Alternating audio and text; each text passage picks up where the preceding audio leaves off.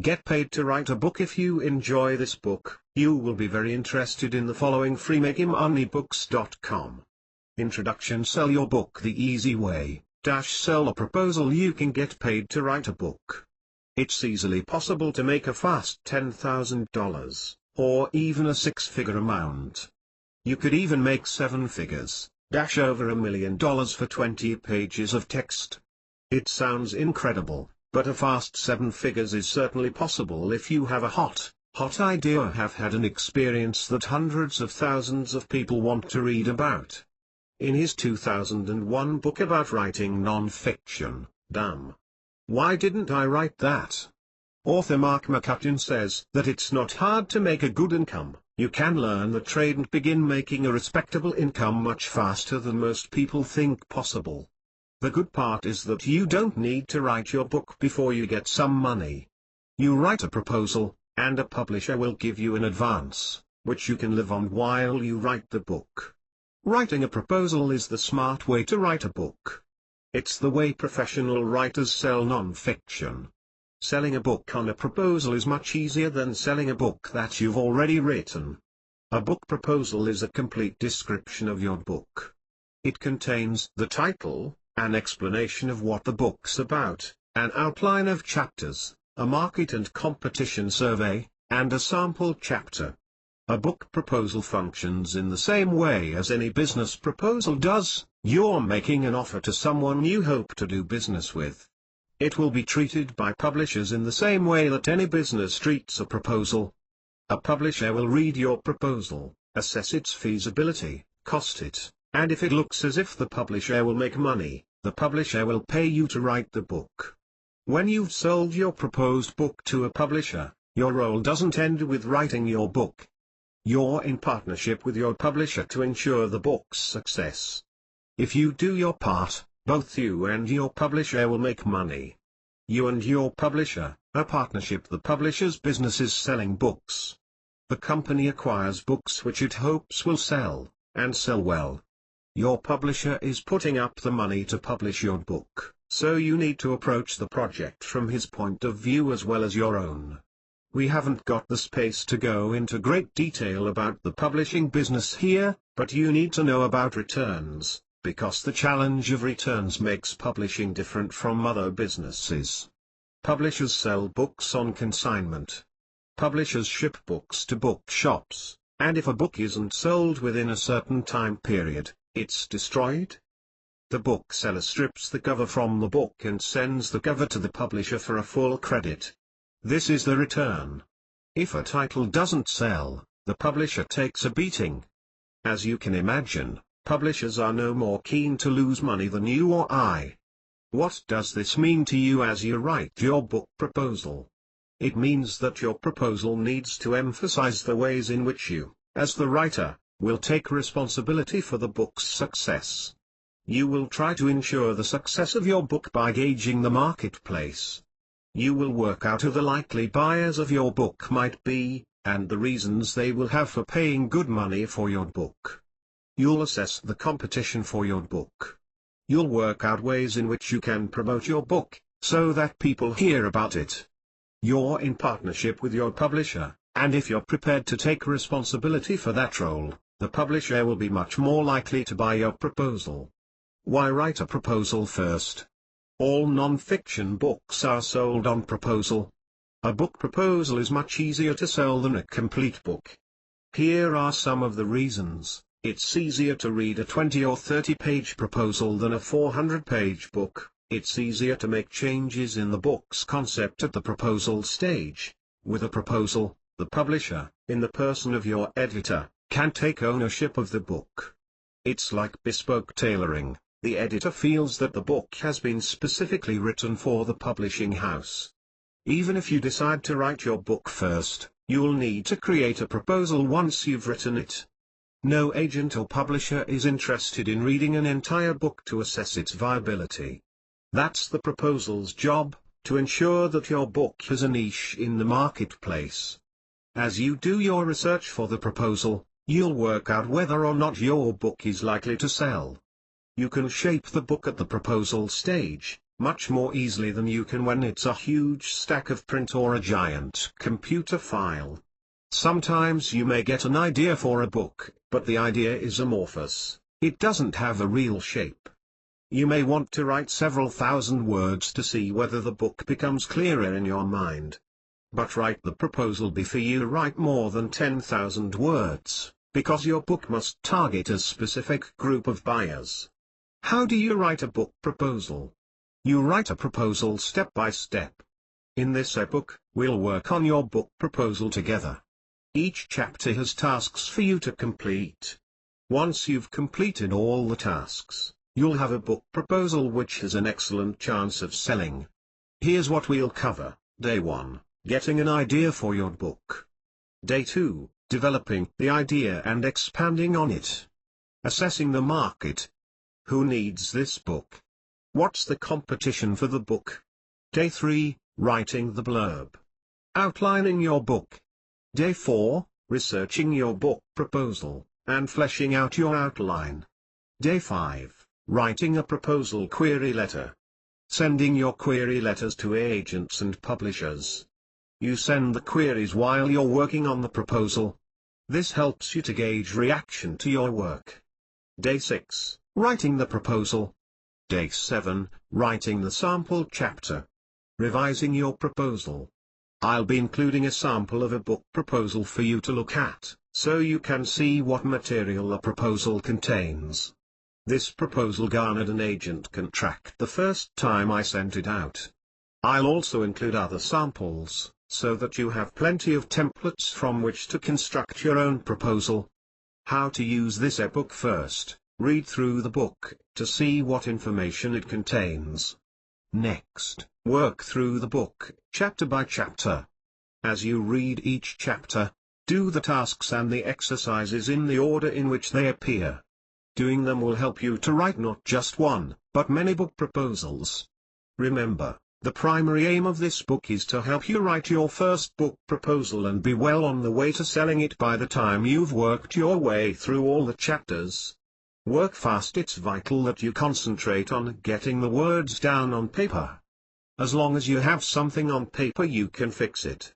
As we work through the material, I'll be encouraging you to work fast and not think too much about what you're writing. Thinking has no business in your first draft. Thinking comes later as you rewrite. Can't devote a week to writing your proposal. If you're on vacation you can set aside a couple of weeks to work on your proposal. But what if you don't have a vacation? Easy. You can fit writing into your busy life. You'll still follow all the steps, but it will take you longer. Try to stick to a set schedule. You may decide that you'll complete a chapter a week, for example. Work fast. Work on your book proposal every day, even if you only have 5 minutes to spare. This is because at the beginning, ideas are fragile. Time spent with your proposal each day helps you to build and maintain your energy and your enthusiasm. Day 1, what's a book proposal?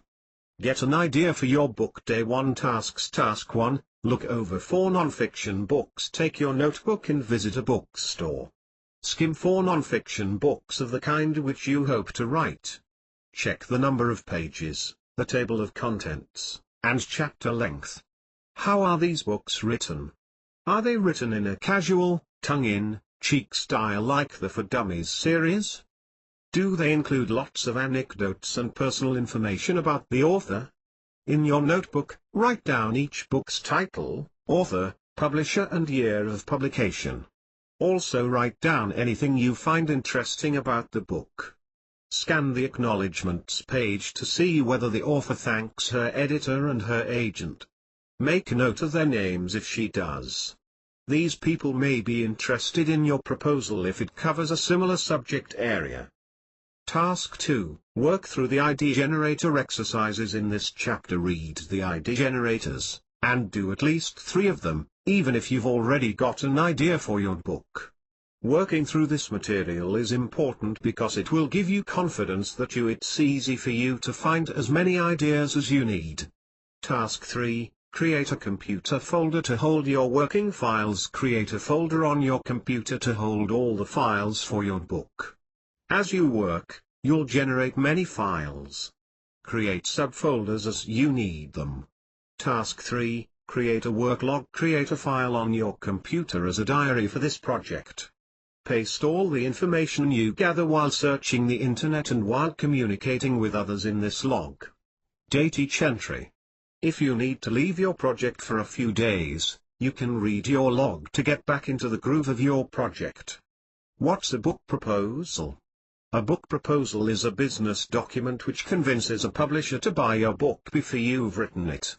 Your proposal says, in effect, "Hey, I've got a great idea for a book which lots of people will want to buy. Do you want to publish it?" Think of it as a combination brochure and outline of your proposed book. There's a standard format of material that your book proposal will need to cover. This doesn't mean that you need to adhere completely to this format. It's just a guideline of topics your proposal must contain. Your book proposal must contain a title page, with the title, subtitle, author, word count of the completed book, and estimated time frame for completion. You might state, 75,000 words. Completion 3 months after agreement. An overview, a description of the book. This can be as short as a paragraph, or several pages long. The background of the author. Your biography, as it relates to your expertise for this book. The competition in the marketplace. This is where you mention the top 4 or 5 titles which are your book's competitors. Note, if there are dozens of competitors for your book, this is a good thing, because it means that the subject area is popular. Your book will need to take a new slant. Promotions. This is where you describe how you will promote your book, both before and after publication. A chapter outline. A sample chapter, or 2 chapters. This is always the first chapter, and if you're sending 2 chapters, it's the introduction and chapter 1, or if there's no introduction, it's chapters 1 and 2. Attachments. Optional. You may want to attach articles you've written about the book's topic, or any relevant supporting material. Got an idea for your book? Great. If you already have an idea for your book, that's great.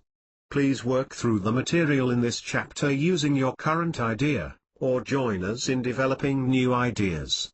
Open a new computer file so that you can work through the exercises as we progress. Start here to develop an idea for your next book. There's nothing mysterious about coming up with ideas. Within a page or 2, you'll have more ideas than you know what to do with. Your ideas start with you. When you think about what you enjoy, about your past experiences and your knowledge, you're guaranteed a regular fountain of ideas. Let's turn on the fountain. As you do the following exercises, work through them quickly. Don't allow yourself to bog down. Do them as quickly as you can, and then go and do something else for a few hours, to let the ideas gestate and bubble in your subconscious mind. When you come back, read through the ideas you generated, and add to them as you read through your lists. Please don't discard any ideas at this stage. This is because the way to a brilliant, fantastic idea is by twisting an idea slightly, reversing it, or by combining several ideas into a new one. Searching for ideas alerts your subconscious mind that ideas are important to you.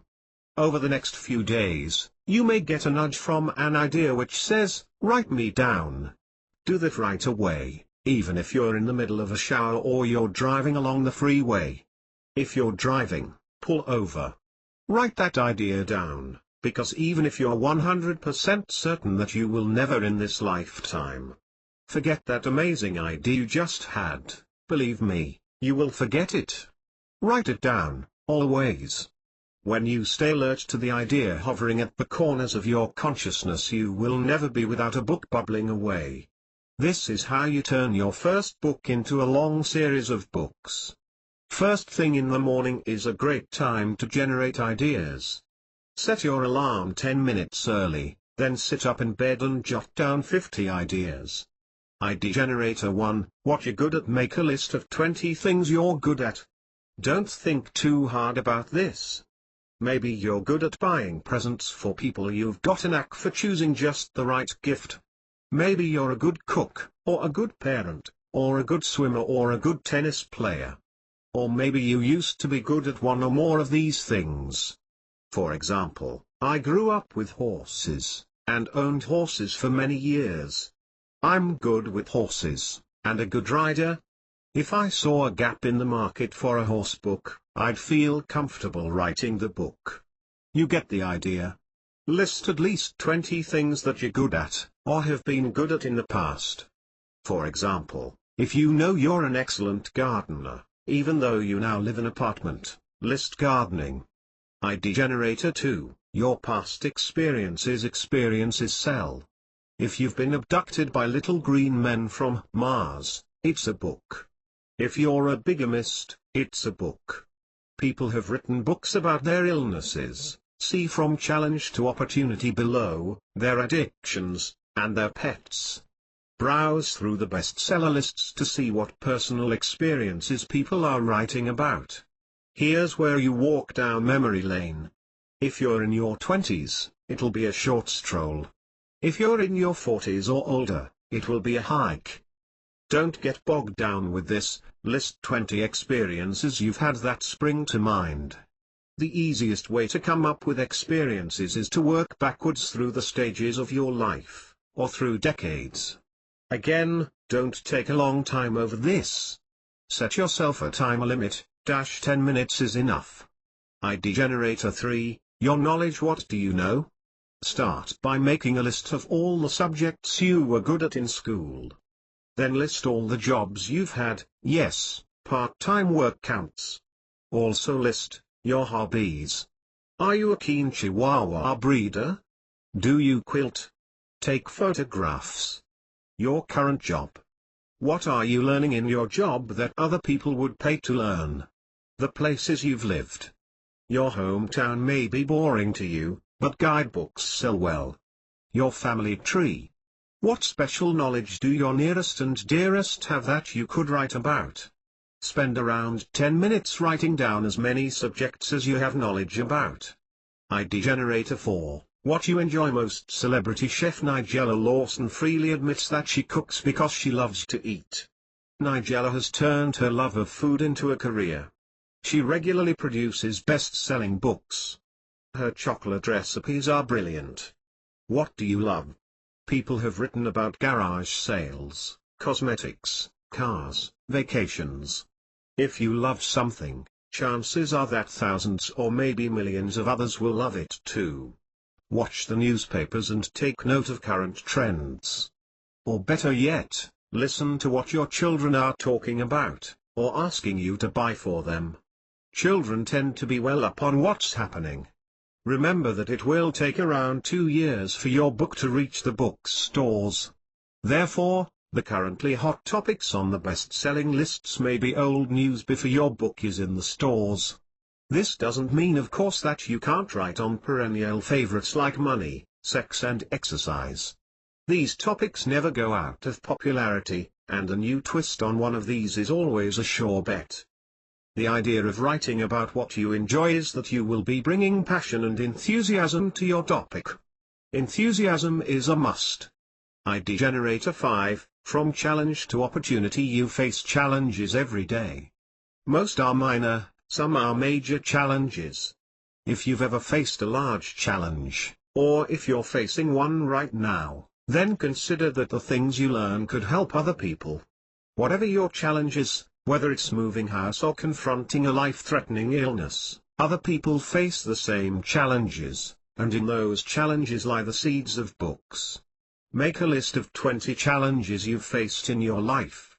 Anything catastrophic qualifies: losing your job, facing bankruptcy, the betrayal of a spouse.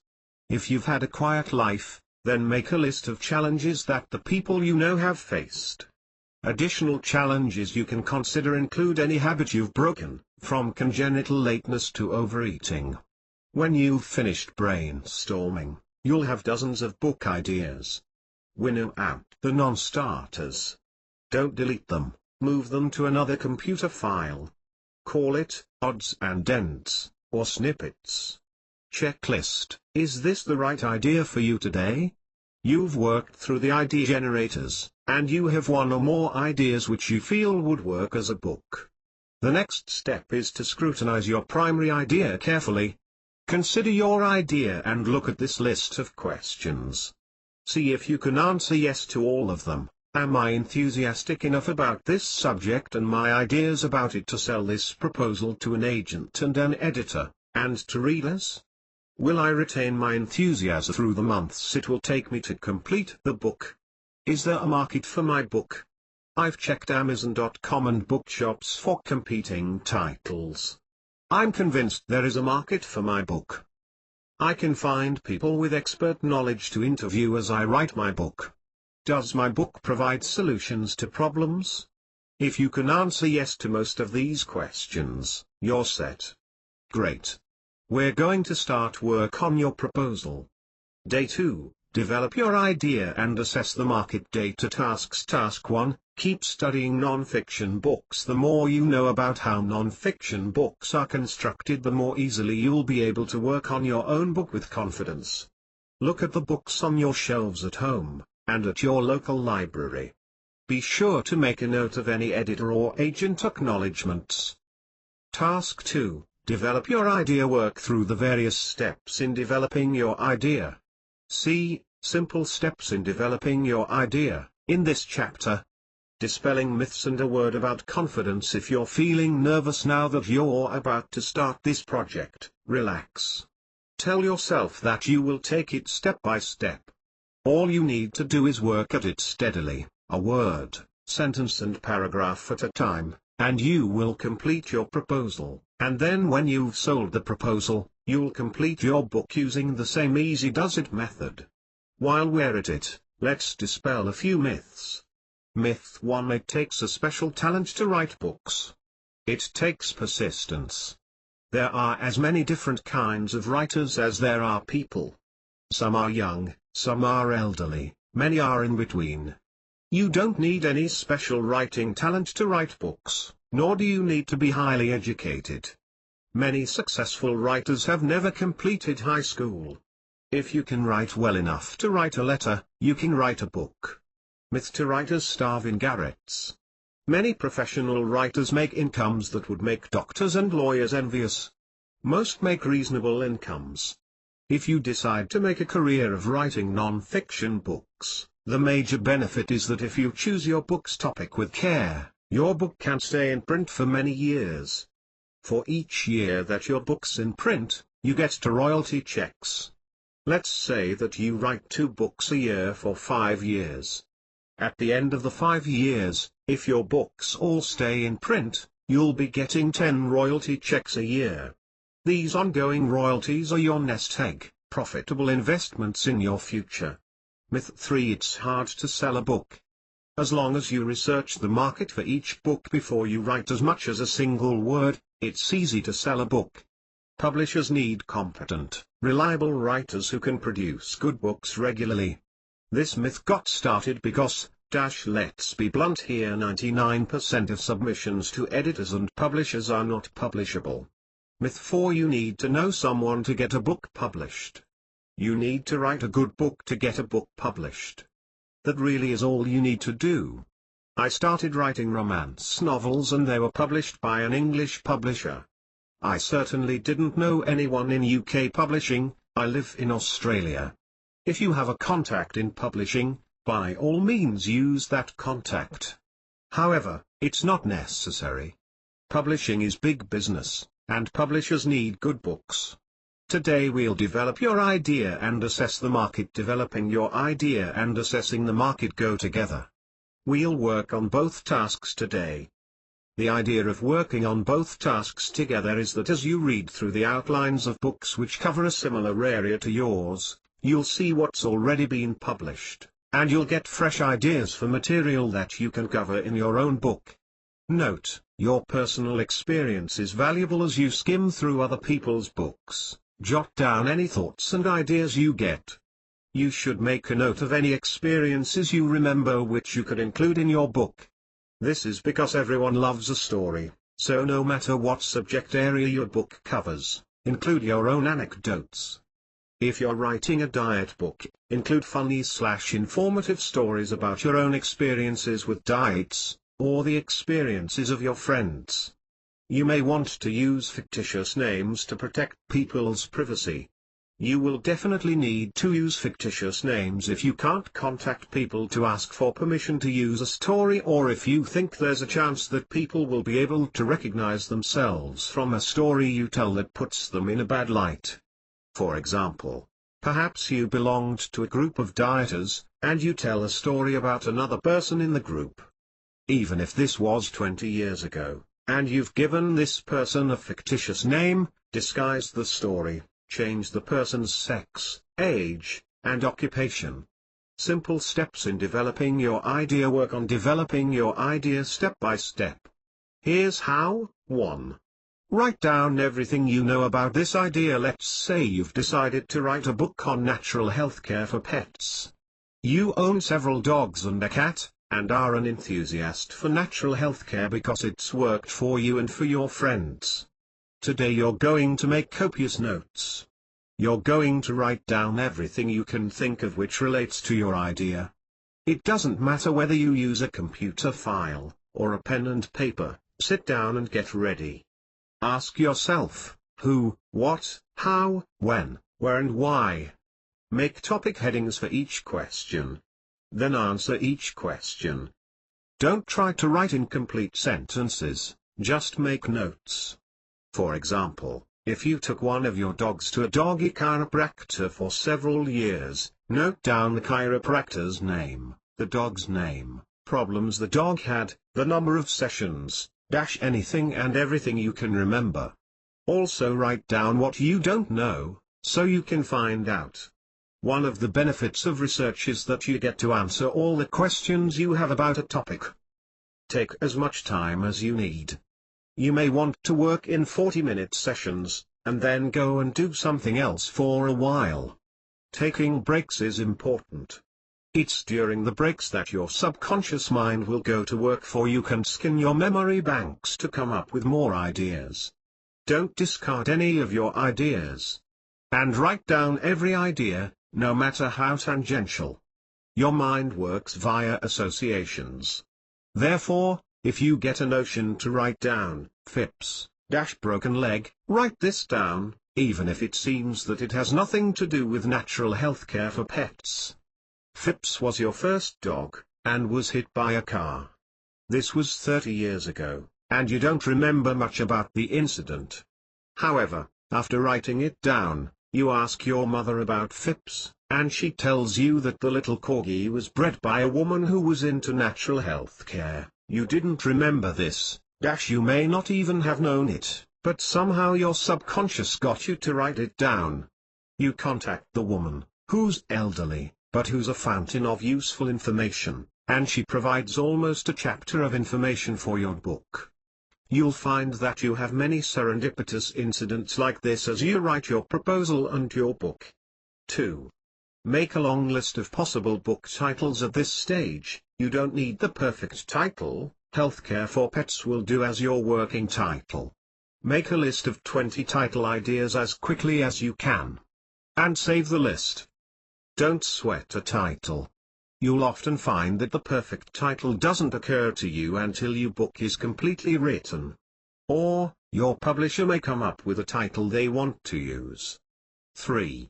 Create a list of contacts who could help you with information for this book. Write down the name of everyone you can think of. Do this quickly. You can look up their email address or postal address when the time comes to contact them. At this stage, you just want a list of all those people who will be able to help you. Is there an association of people who might help?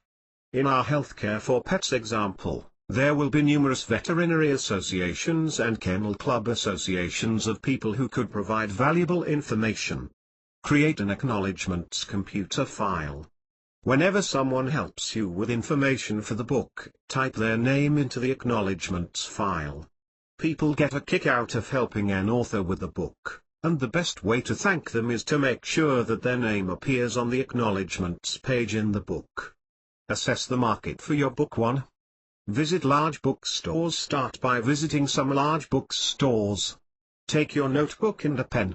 Copy the tables of contents of books that treat the same subject matter that your book does. You will want to make your book significantly different from other books which cover the same topic.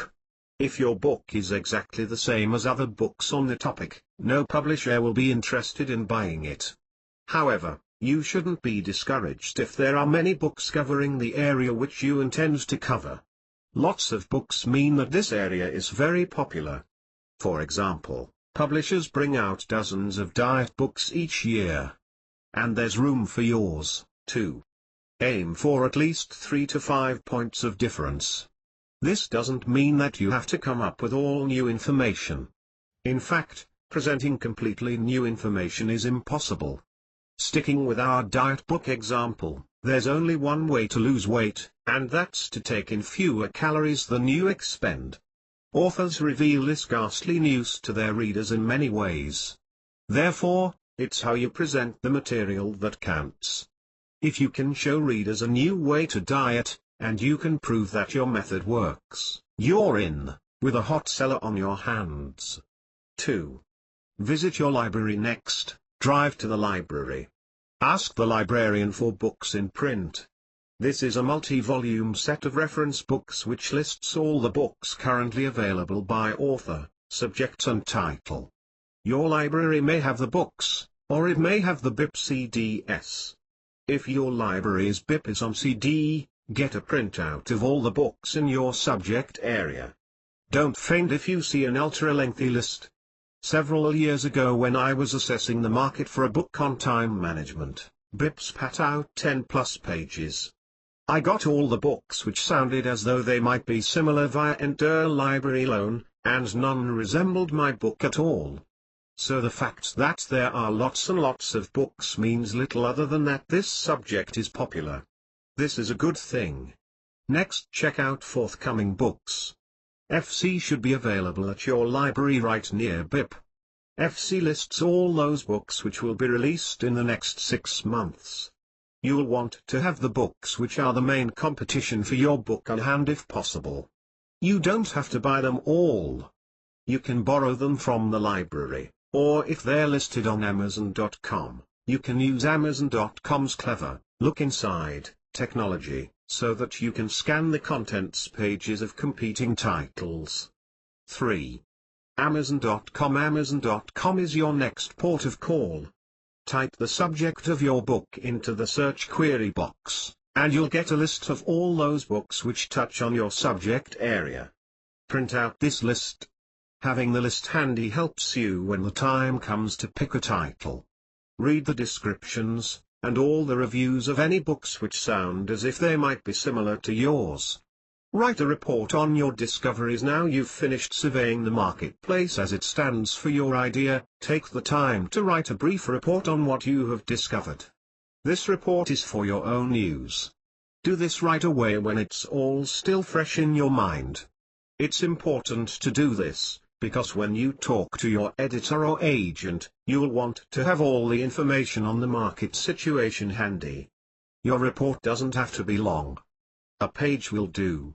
Day 3, write the blurb and outline your book. Day 3 tasks. Task 1, write at least 3 blurbs. Write at least 3 blurbs for your book, 200 words, 50 words, and 25 words. See the sample blurbs in this chapter. Task 2, collect sample blurbs. Blurbs sell books. Everyone from the publisher who initially buys the proposal, to the bookstore owner who stocks your book will decide whether they're interested in your book based on the blurb alone. Become a connoisseur of blurbs. Start your own blurb collection. Each time you see a blurb which you think is effective, copy it, and put it into your blurb file. Writing the blurb. The blurb is the back cover material for your book, the selling points which will get people to buy the book. If you write the blurb before you write an outline, you're guaranteed not to wander off the track as you write your book. I can't emphasize the importance of your blurb enough. If you've been thinking of skipping this section, please don't. Here are some reasons to write your blurb. First, it keeps you focused on the theme of your book. It makes writing the outline easier. It makes selling your proposal easier. It will assure your agent and editor that you know what you're doing, and they'll feel comfortable working with you and handing over the advance. When you've sold the book, and the time comes to write it, you'll have an easier time because you can keep the blurb at the forefront of your mind. Your blurb helps your agent and editor to get a contract for you. Your blurb is the sales story for your book. If your agent becomes enthusiastic about your book, she'll become enthusiastic on the basis of your blurb. She'll use the blurb as her sales pitch to other people. For example, when she talks to an editor at a publishing house who may be interested in your book, she'll start with your blurb. The conversation will stop there if the editor doesn't see the book's potential. Let's say that the editor likes the blurb enough to look at the proposal. If she's still keen, it's her turn to sell your book, on the basis of the blurb, to the other people in the publishing company. She'll need to convince sales and marketing that they can sell your book. If they're not keen, you won't get an offer. When you've written your book, your publisher will try to sell your book to book distributors, and later to booksellers, all on the basis of the blurb that you started out with. So the time that you spend working on the blurb is not wasted, it's the most important part of your book. Without a good blurb, your book will not come into existence. Having said all that, it's also important that you don't obsess over your blurb. Everything you write can be fixed, so focus on getting your blurb written, in various lengths, rather than striving to make your blurb perfect. Your blurb may well go through many incarnations, you'll make changes, your agent may want changes, and your editors will definitely want changes. Sample blurbs. Here are 2 sample blurbs. The first is from my book Lifetime, Better Time Management in 21 Days, published by Prentice Hall in 1997. I wrote this blurb while I was working to gather material for the book. It took me around 10 minutes to write. You'll often find that as you're starting to work on book, your blurb will come to you as a flash of inspiration. If it doesn't, don't worry about it, just follow the process outlined below. The second is from my book Making the Internet Work for Your Business, which was published by Allen and Unwin in 1998. I didn't write this blurb until the book was complete, and the publisher was sending a brief to the cover designer. This blurb took me a long time to write. I also had a lot of trouble writing the book, and I think that if I'd written the blurb before I started, I would have had a much easier time with the book, and would have enjoyed writing it more. Sample blurb from Lifetime, Better Time Management in 21 Days by Angela Booth. You're about to meet a very powerful genie. This genie will give you all the time you need to be everything you want to be, to do everything you want to do, and to have everything you want to have. You are this genie. Lifetime, Better Time Management in 21 Days shows you how to manage your time so that you can achieve any goals you set for yourself. You'll learn to feel focused and relaxed as you achieve your goals. Spend 21 days with Lifetime, Better Time Management in 21 days, and in just 20 minutes a day you'll learn how to focus, so that you get more done in less time. Separate tasks into the urgent and the important, effectively prioritize and delegate tasks, practice relaxation daily until it becomes a habit, determine your values, so that you can set appropriate goals, and become more creative. Each day's reading will give you ideas, inspiration and motivation, as well as simple tasks to help you develop your time management skills. The above blurb is around 200 words. Create several versions of your blurb at different lengths. More on this below. Sample blurb from Making the Internet Work for Your Business by Angela Booth. When you use the internet for your business, you don't need to wait for customers to come to you, because a website is a 24-hour sales force to the whole world. Making the Internet Work for Your Business offers clear and practical advice on how to use the internet to develop your business, how to promote your products and services, how to find vital information, and how to pursue new business opportunities. This book includes the following features: introduces online basics and describes the equipment you will need to get your business online and build your own website, offers practical advice on how to expand your business online, including tips on your site's usability, how to market your website, and how to boost internet sales, provides case studies of how people are using the internet inexpensively and simply to develop their businesses, includes a fast finder directory of useful resources available to businesses on the internet, company contacts and suppliers, trainers and educators, financial sites, government and legal information, human resources, freebies on the internet, and other SOHO-related resources. By using the internet you can run more business more efficiently with lowered costs, fewer staff, and less space requirement, and have more time to develop your business creatively. Explore the advantages to your business of e-commerce using your website as a merchant commerce system that can handle orders, payment and fulfillment via the site. The above blurb runs to almost 250 words, which is a little long. If I were writing the book now, I would make it shorter and punchier. The one-sentence version of the blurb is: making the internet work for your business offers clear and practical advice on how to use the internet to develop your business, how to promote your products and services, how to find vital information, and how to pursue new business opportunities. Write your blurb in easy steps. Before you start writing your blurb, ask yourself, who will be reading this book? This question is important, because it helps you to picture the reader as you write. Once you have an image of your ideal reader in your mind, you'll find it's much easier to work on your book. Working out who your readers will be also gives you a head start in writing the marketing section of your book proposal. Let's stay with the book on natural healthcare for pets. Who would be interested in this book? Make a list. Your list could start with pet owners who use natural healthcare, companies that manufacture natural pet care products, and veterinary surgeons. Then go on and create your blurb in the following easy steps. 1. Make a list of the benefits to the reader. Your reader will buy the book because of the benefits the book gives her. Features are different from benefits. For example, you may be presenting recipes for making pet remedies. The pet remedies is a feature. The benefit of the pet remedies could be that they save the reader trips to the vet and money on expensive commercial products. You must use the benefits in your blurb. First, list all of the features your book will contain. Then make a list of all the benefits. Take down 3 or 4 books from your shelves, and study their blurbs. Do they list the benefits? How are the benefits presented?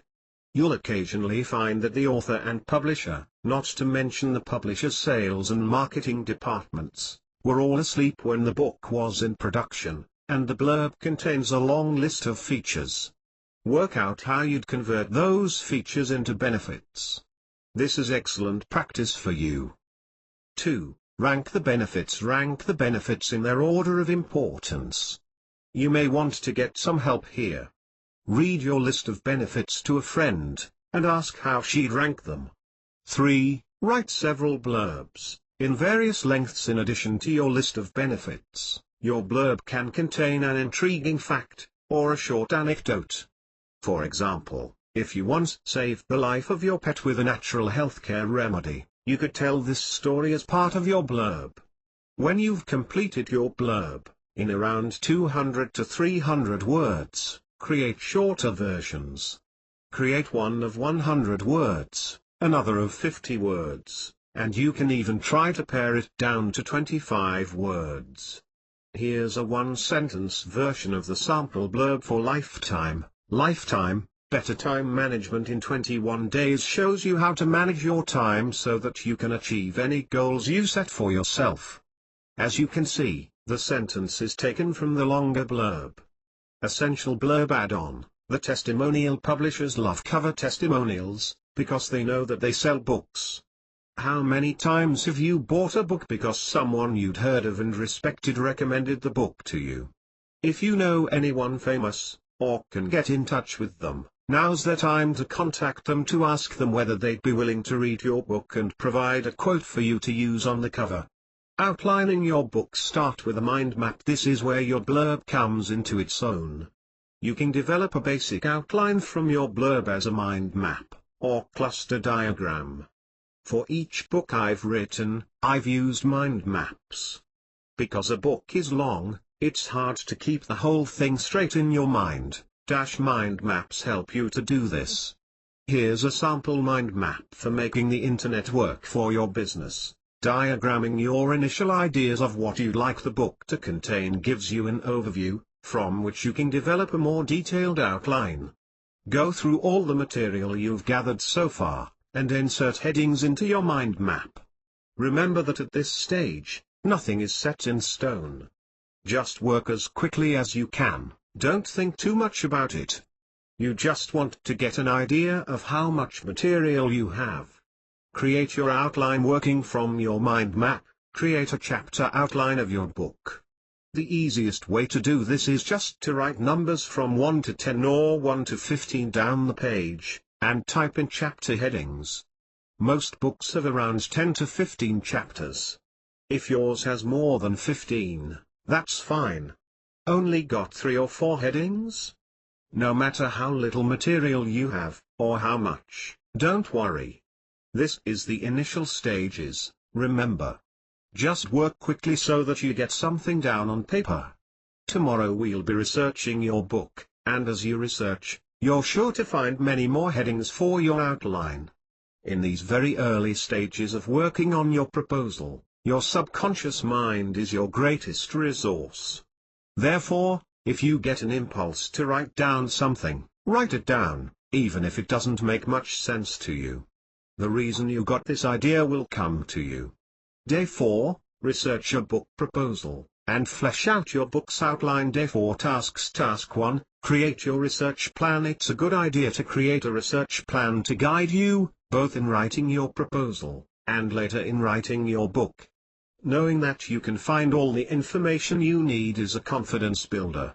Task 2, create a chapter outline for your book. Write a chapter outline for your book proposal. Research, how much do you need to know? Remember that this is just a proposal, you're not writing the complete book. Therefore, you may not need to do any research at all. You may have all the material you need. If this is the case, you can go right on to fleshing out your outline. If you need to gather material, then first you should develop a research plan. This may take you an hour or two, but it's time well spent. You will use this plan first to develop your proposal, and later when you're writing your book. For your proposal, you probably won't need to go past 6 in your plan to get all the information you need. Your research plan 1. Develop a frame of reference, and write it down as a complete sentence, using no more than 25 words. The shortest blurb you wrote should work well for this step. 2. Next, mind map or outline everything you need to research. This is to give you a quick overview. It's a good idea to print this mind map out so that you can glance at it as you work. You'll find that if you're online, or at the library, it's tempting to explore other avenues. These avenues may well be productive, and you can explore them at some stage, but not while you're trying to write your proposal. Once you start writing, your only goal should be, get it done. 3. Do a general search on the web using a search engine like Google.com to locate additional areas you could explore. 4. If you find mention of any online groups or mailing lists which seem appropriate for your subject, join them. The members may be able to provide you with anecdotes or other information. 5. Make a note of companies which are mentioned in your web search. Can they help you? The benefit of asking companies to help you in your research is free, current information. Most companies will be only too pleased to help, for the PR boost you can give them. Make a note to yourself to acknowledge them in your book. If any company has given you a lot of help, it's a nice gesture to send them a copy when the book's published. 6. Check periodical indices for articles which might be useful. Once you needed to trudge along to the library for this kind of help, but LexisNexis, http://www.lexis.com/ is faster. 7. Are there any books which could help you? Try www.amazon.com to find recent books on your topic. You may already have notes on these books which you collected while you were trying to come up with an idea for a book. 8. Original sources. This is where your list of contacts comes in useful. Make a note of people you will want to interview, first for your proposal, and later, for your book. 9. Experts and organizations. Stop.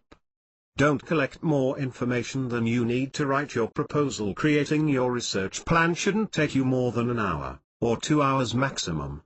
Until you get into the writing process, whether it's your proposal, or the book itself, you won't know exactly what you need. As long as you have sufficient material for that day's work, you've got enough information. Work on your book's outline in the first chapter. As you research, we'll do more work on the outline in first chapter later this week. But, because they form such a big part of your proposal, start working on them now, as you research. The brain-dead process. Here's a process I use to combine research and writing, and just get the bones of the work done. This is a process you can use when you're writing anything. Use it for your proposal, the book itself, writing advertising material. I even use it for writing copy for businesses and for novels. The best thing about this process is that it stops you from getting stuck. 1. Idea/topic/subject. 2. 10 minutes of research. 3. Word lists. 4. Time-free writing for 5 minutes. 5. Take a break. 6. First draft. 1. Idea/topic/subject. If you've got an idea you want to develop, write it at the top of a sheet of paper. In this instance, write the title you've chosen for your first chapter. I use colored pencils and paper for this part of the process so that I can doodle all around the page, but feel free to open a new document in your word processor if you want to type. If you don't have a topic or a title for your chapter, just get a blank sheet of paper or open a new document, and keep following the steps of the process. 2. 10 minutes of research. This research process is really just an early warning for your subconscious mind, to stimulate it and to get it to start coming up with material. I tend to browse the web for research whatever I happen to be working on, because I can always find something that starts me thinking. For example, one week I was ready to work on 5 radio spots for a jewelry store. I browsed online jewelry stores and museum sites. Within 5 minutes I hit on an information nugget that stimulated a train of thought. Whatever topic you're writing on for your proposal, browse a few websites which are related. 3. Word lists. I love word lists. They take no effort at all, and they're ideal for kick-starting any kind of writing. I use them for fiction, for non-fiction and for copywriting. I also write them just for practice, to get my brain ticking over. Here's part of a word list I wrote this morning. Glamour, fear, isolation, energy, deliver, storm, glow, wind, moon, rush, generosity, travel, stream, voice, density. You can see that on one level, it's just a laundry list of words. On another level, what if I asked you to write half a page of a story, using these 3 words, fear, storm, generosity, somewhere in the first paragraph? You could do it, and you'd find it easy. I could use this list to develop a scene for a chapter in a novel, or to develop a new character for the novel.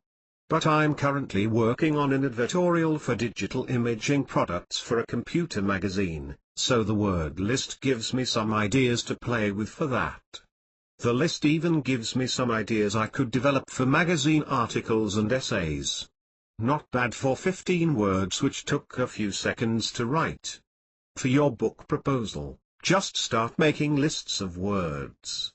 The idea is not to direct your thoughts at all, just list all the words which spring to mind. Don't limit yourself with words directly related to the subject of your proposal. You may never use your word lists in your work at all. I think of them as ways of prodding my subconscious. After I've filled half a page of words, I may or may not use them. I don't look on writing the lists as a waste of time, however, because writing them gets me into a creative mood. 4. Timed free writing for 5 minutes. The topic for your free writing session will be the title of your first chapter. I'm a fan of free writing. If you haven't read Peter Elbow's amazing books, particularly Writing with Power, get hold of the book as soon as you can. After reading it, I guarantee you'll never have problems with getting words onto the page ever again. Timed free writing is just what it sounds like. You set a timer, and put pen to paper, or get your fingers traveling across the keyboard. At the end of the time you set, you stop writing. You don't have to write in complete sentences. You can write fragments of thoughts, or even write a word list. Just write whatever words appear in your mind. Don't put any pressure on yourself. Even if you have a report that needs to be finished in an hour, don't make the subject of your report the topic for your free writing session. Let whatever words want to come out, emerge. You can whine onto the page about how hard writing is for 5 minutes, if you wish. If you do, you'll feel better for having released that limiting thought. 5. Take a break. Close your notebook, switch off your computer and leave your desk. Your break can be short, but take at least 10 minutes. Preferably half an hour or an hour. I mean it, leave your desk. 6. First draft. When you return to your desk, don't look at any of your word lists, or your free writing session. Just start to work on a first draft of your outline, and some material for your first chapter. Write as quickly as you can. I do first drafts on the computer, and I try to type fast, just following whatever thoughts happen to strike me, and not paying any attention to typos or to format. If I'm writing an article or advertising copy, or anything which is under 1,000 words, I write the first draft straight through. I aim to take an hour or less to do this. At this stage, my aim is just to get the words written. I can worry about whether they're the right words later. Right now, I just want words. You will find that the words come quickly, and that you not only outline your first chapter, but several additional chapters. What goes into your chapter outline?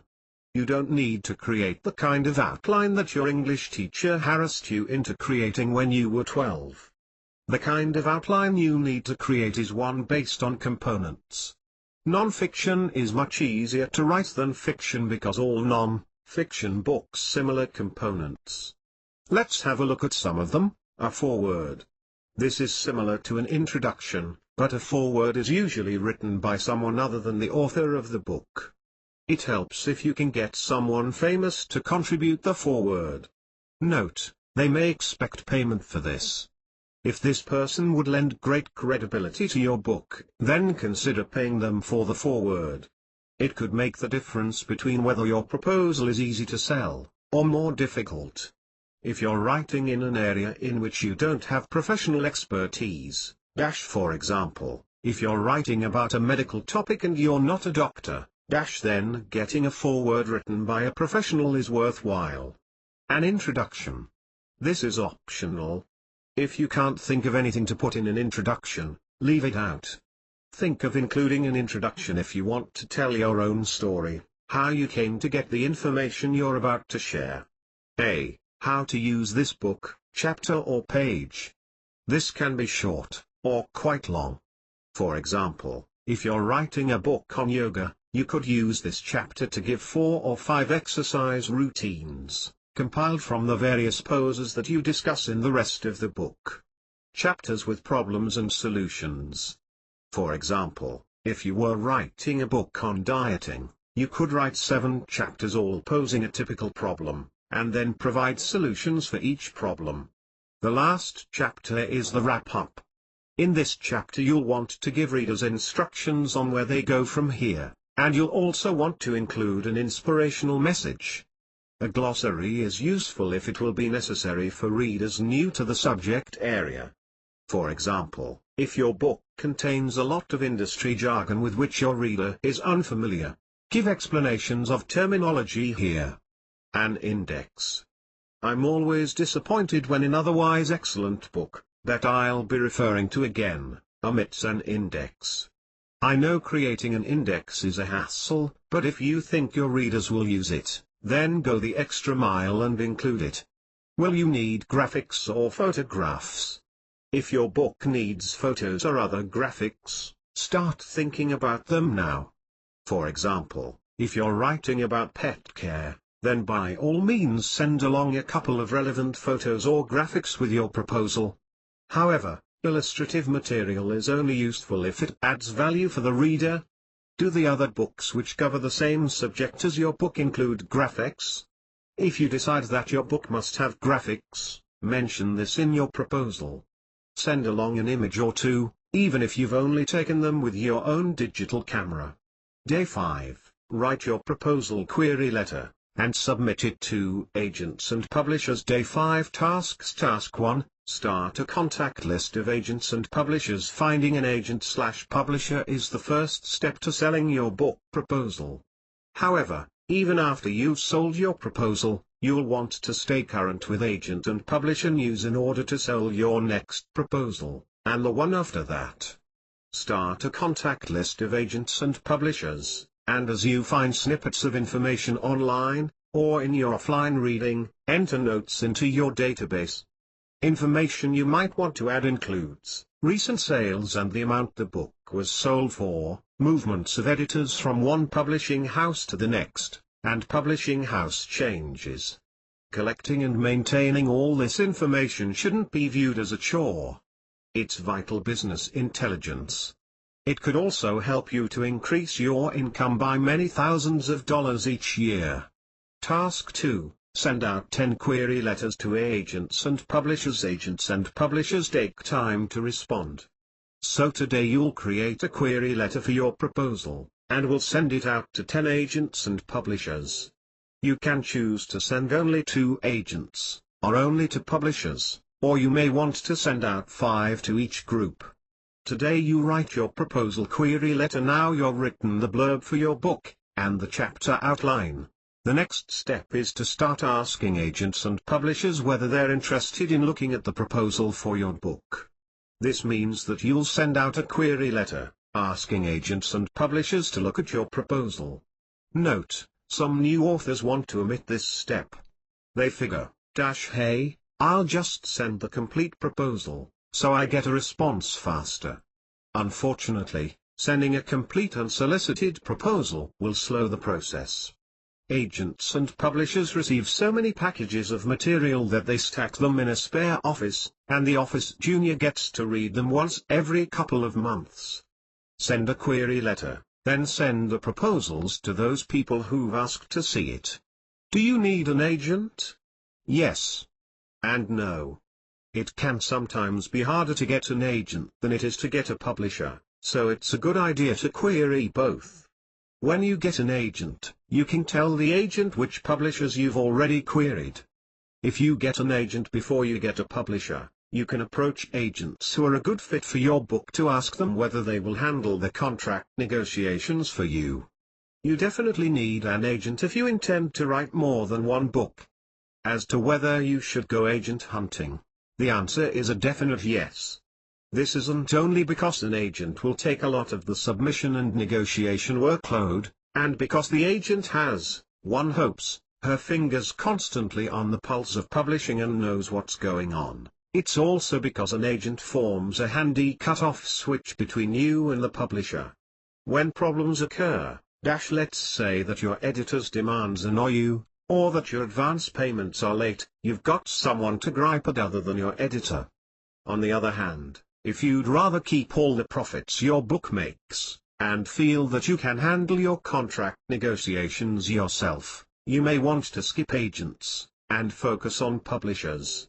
Online resources to help you in your agent hunt. Here's a list of online resources which will help you to decide whether or not you want an agent, and agent contact details.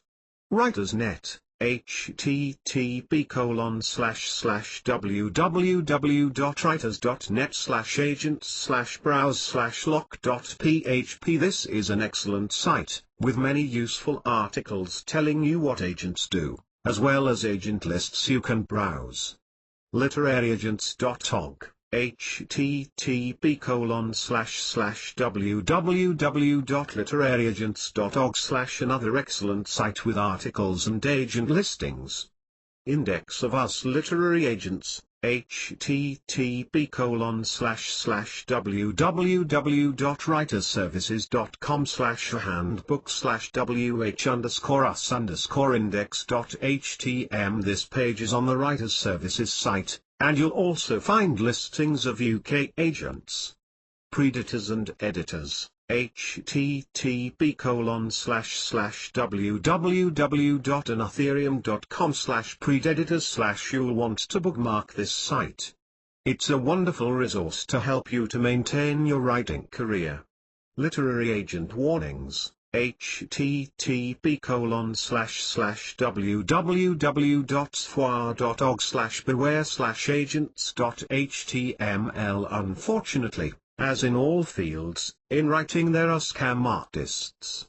This page, maintained by the Science Fiction and Fantasy Writers of America Incorporated, gives you the lowdown, pun intended, on literary scammers. Note, things change fast online. Do your own literary agents. Query on www.google.com and other search engines for additional agent information and listings. Sending your query letter directly to publishers. Many large publishers will not look at unagented material. However, this still leaves many who will. And most will look at any letter that you care to send them. Because a publisher can buy your book, and because you're likely to get a much faster response from a publisher than you will from an agent, I recommend that in addition to sending out your queries to agents, you also send them to publishers. The best resource for finding publisher information online is writersmarket.com at http://www.writersmarket.com from the website. Writersmarket.com is your wired key to publishing success, providing the most comprehensive and always up-to-date market contact info available, with electronic tools you won't find anywhere else. And it's all risk-free. Sign up today and get. Please note, I don't have any connection to writersmarket.com, aside from subscribing to the service.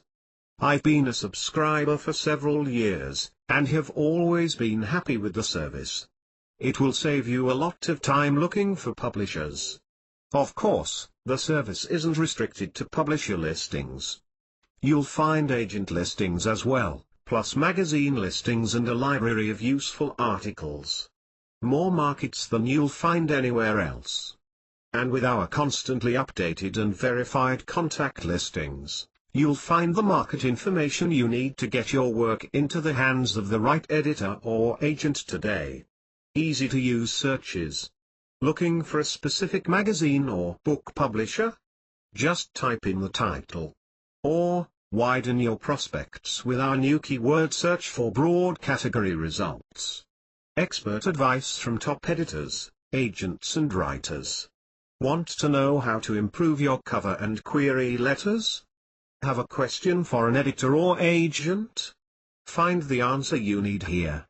Daily industry updates. Debbie Rigpathoi has her finger on the publishing pulse, and she shares her insider info with you. Plus, personalize your home page, keep track of your work with Submission Tracker, save your best prospects in favorites folders, and more. Yes, you can multiple submit your query letter, and even your proposal. Once you start marketing your proposal, you'll find that some agents and publishers include words like, "no multiple submissions," when they're telling authors how they want to receive proposals. In other words, they want exclusivity. Unfortunately, there's a big problem with this. The problem is time. Most agents and editors will take a month or longer to evaluate your proposal. Some take as long as 6 months. Considering that you may need to approach 20 to 30 editors and or publishers, you could still be sending out your book 3 years from now. Professional writers ignore these admonitions, because if they didn't, they wouldn't eat. Sample query letter. What goes into a query letter? I've included a sample query letter that I've sent out, and which garnered an agent contract immediately. You'll see that this letter is short, to the point. I could have spent a lot longer composing this letter, I could have included a better hook, and included the book's blurb. At the time I sent it out, however, I didn't have the time to spend on revisions. I'm including this plain vanilla, so query letter here for a reason. That is, and I've found this to be true in 25 years of writing, it's important that you show up. In other words, while you might want each piece of writing you send out to be perfect, or at least brilliant, sometimes you don't have the time. At those times, send it out anyway. Get into the habit of treating your work with a certain amount of aplomb. That is, even thought it's not perfect, and you could make it better if you had the time and energy. 90% of the time what matters is that you send out your work. If you're a closet perfectionist, as I am, this will be hard for you at first. XXXXXX, dear XX, my name is Angela Booth. I'm seeking representation for my book, 7 Days to Easy Money Copywriting Success. The book is aimed at writers who would like to make money by copywriting, writing for business. As a copywriter, writers write the words that sell, everyday words. The words on ads, leaflets, brochures, press releases, product instructions and labels, newsletters, direct mail, and on websites. I've been selling the material as an ebook and as an e-course on my website, http://www.digitale.biz/ for several months. It has been well received, and now I'd like to take the material and use it as the basis for a book. Although there are several popular books on copywriting, none approach the material in a step-by-step fashion. My book's constructed so that at the end of 7 days and 7 lessons, the reader has built a viable freelance copywriting business. My credentials for writing the book: I've been both a successful copywriter and writer for over 25 years. I've included a brief bio below. Please let me know if you'd like to see a proposal for the book. Sincerely, Angela Booth. Bio: Australian author and journalist Angela Booth writes about business, technology, women's issues, and creativity. Her books include Lifetime, Better Time Management in 21 Days, Home Sweet Office, Your Home Office, Improve Your Memory in 21 Days, and Making the Internet Work for Your Business. Her feature articles have appeared in the Australian Women's Weekly, Woman's Day, New Idea, Vogue, and numerous other print and online magazines. Angela Booth. Partial list of credits. A professional writer for 25 years, her credits include feature articles for mass-market women's magazines in Australia and the US, including the Australian Women's Weekly, Woman's Day, New Idea and Vogue, feature articles for computer magazines, content work for websites and internet newsletters, including the Internet Business Forum, http://ibizome.com/. Business books for major publishers, including many books in Prentice Hall's Workwise series, translated into several Asian and European languages, a series of romance novels for MacDonald Futura UK. At her digitally-info to go website, http://www.digitale.biz/. Angela Booth publishes 3 popular e-zines, Creative Small Biz and Your Everyday Write, which are free to subscribers, and Freelance Copyright, which has paying subscribers. She also teaches online writing courses. Another sample query letter. Here's another sample query letter. At the time of writing, I haven't sent out this letter. Again, however, you can see that it's short, to the point, and contains nothing irrelevant. Over the years, I've found that whether I'm pitching, selling, non-fiction or fiction, I've had the best responses to letters which were less than 1 page in length. Remember that nothing is set in stone. It's all an experiment. Write your letter at whatever length seems best to you. Your motto should be, whatever works. XXXXXXXX, date, Dear XX, my name is Angela Booth. I'm seeking representation for my book, Writing to Sell in the Internet Age. The target audience is writers, and aspiring writers, who want to be paid for their skill with words. Writing to Sell in the Internet Age discusses the new earning power that Internet technology gives writers. Many writers are comfortable using the Internet for email and research, but most are unaware that they now have many new opportunities, including clever new ways to market their work and services with tools like autoresponders, email mini courses, e-books, and promotional e-zines. The opportunity to develop a loyal following of readers. They can write and publish instantly, to a worldwide audience millions strong, with tools like weblogs, blogs, the ability to target specific niches, and to garner an income much faster than they can via traditional publishing routes. A writer can write an e-book or report this month, and sell it forever. I've been selling this material as an e-book and as an e-course on my website, http://www.digitale.biz/ for several months. It has been well received, and now I'd like to take the material and use it as the basis for a book. My credentials for writing the book: I've been an author, writer and copywriter over 25 years. I've been online since 1993, and know the online world well. I've included a brief bio below. As far as I'm aware, there's no other book currently on the market which presents this material. The few internet-related books for writers currently available came out around 2000, during the height of the dot-com boom, and focus on online markets for writers. Please let me know if you'd like to see a proposal for the book. Sincerely, Angela Booth. Write your query letter. The next step is to write your own query letter. Don't take too long over this. Make a couple of notes of points you want to include, and write it.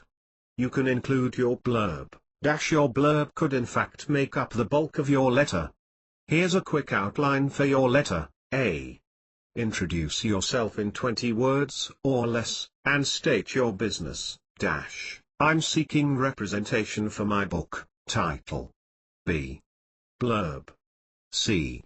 Your credentials. D. Identify the market for the book. Don'ts, for your query letter. 1. Don't make unsupported claims for yourself or your book. Please don't say that you're successful or that you have written a bestseller. Only beginning writers make claims like this. The agent or editor will immediately classify you as a novice, and an irritating one at that. On the other hand, if a well-known much-published writer has praised you or your book, say so, and give his/her contact details so that the editor can call him/her. 2. Don't mention that you're unpublished. The agent will figure it out when you don't mention writing credits. Please note, this is not a bad thing. Everyone has to start somewhere. Editors and agents know this, and they won't hold it against you. They will judge your book proposal query on its merits. If an agent feels that your material is something that she can sell, she will contact you. As will an editor, if she feels that the writing in your query letter is to the point and professional, and she thinks that your book idea is a good one. 3. Don't mention that your partner, your best friend, or the milkman think that you're a good writer or that you have got a brilliant idea for a book unless these people have publishing credits. No one cares. Mentioning them marks you not only as an amateur, but also as someone who may be difficult to work with. What do I mean by difficult to work with? Before you sign a contract, your agent and editor will judge your behavior, looking for telltale signs that you might be a problem writer. Problem writers, argue when asked to rewrite. Almost everything you write will need to be rewritten. Your agent will ask you to add, delete or revise material in your proposal. Your editor will ask for rewrites on your book, and perhaps more than one rewrite. Therefore, if you show any sign that you may drag your feet over these chores, or do them without a song on your lips, they will dump you. Life's too short, and publishing is too competitive to indulge anyone's temperament. Procrastinate. Publishing is always on a tight deadline. From the day of your first contact, you must show that you can work to deadline. Can't follow instructions. Never be afraid to ask if there is something you don't understand. For example, if you're asked for a bio and you don't know how to write one, ask. No one will think less of you for asking, but they will take several steps backward if you don't follow instructions, or if you decide that you will do things your way. Turn in a messy or less than pristine typescript. Or fail to send an electronic file when asked. 4. Don't be specific. Many writers are never asked for a proposal because they don't nail the query letter. If you tell an agent your book is about growing up in the 50s, the agent will simply ignore you. This is not specific enough. You must be totally specific, so that the person you're writing to can visualize the book, and can also visualize where it will fit into the marketplace. Writers do this sort of thing because they're insecure. They imagine that if they're vague, the agent will ask to see their book because they want to know exactly what it's about. This is a huge mistake. Agents and editors receive hundreds of letters and proposals each week. If you're not specific, you give the impression that you haven't thought out your proposal. Day 6, write the proposal. Day 6 Task 1, write the initial draft of your book proposal. Write the draft quickly. Don't think too much about it. In your initial draft, you aim for quantity, rather than quality. Relax. You'll write your draft in stages. Today's the big day. You're going to write your book proposal. If you're starting to freeze up at the thought, relax. You've already done a lot of preparation work, and you're not going to write it all at once. You'll write it by taking the proposal through several clearly defined stages. A. First draft. This is your thinking draft, in which you think on paper. In this draft, you write whatever you like. You're aiming for quantity here, rather than quality. Write this draft full steam ahead, without stopping to look things up. Consider writing this draft by talking into a tape recorder. If you need to do some spot research, just leave a note to yourself, and keep working on the draft. You can look up individual items later. The benefit of doing specific research later is that you may find it's unnecessary. It's quite possible that you'll eliminate this material from a later draft. B. Your second draft. Your first draft has shown you what you want to say. In this draft, you have a crack at saying it. In your second draft, you organize. You decide what material you want to include, and perhaps expand on, and what material you'll delete. Think of this draft as shaping your material. Occasionally you'll want to take this shaping draft through several documents. You may have a B1, B2, B3 and B4 version, for example. Keep your drafts. Use the File, Save As menu option of your word processor to keep versions of your book proposal. When you change the name of the file as you work through different versions, it means that you can always go back and reinsert something that you deleted, because it's in a previous version. C. Your cleanup draft. Your final draft. You've said what you want to say, now you get a chance to say it better. You clean up the redundancies and spice it up. Paradoxically, the easiest way to write well is to allow yourself to write badly. Every day. This is because writing is hard when you try to think and write at the same time. Allow yourself to think on paper for as many drafts as you need. then write the final draft with confidence. Woody Allen once said that 90% of success at anything was just showing up. I've found that that's very true. So no matter how bad you feel your writing is at any given time, go ahead anyway. Your writing is not as bad as you think, it's simply a crisis of confidence, and even if it is rough when you first get it on the computer screen, it can be fixed. However, if you hesitate, and don't get it on the computer screen, you have nothing to fix. Get it done. At the end of this book, in the appendix, you'll find the complete proposal for my book 7 Days to Easy Money, Copywriting Success. This is a real proposal, and it won an agent contract on first reading. Read it through so that you can see exactly what goes into creating a proposal. We've already covered what your proposal must contain, here it is again, for reference. Please print this page out, a title page, with the title, subtitle, author, word count of the completed book, and estimated time frame for completion. You might state, 75,000 words, completion 3 months after agreement. An overview, a description of the book.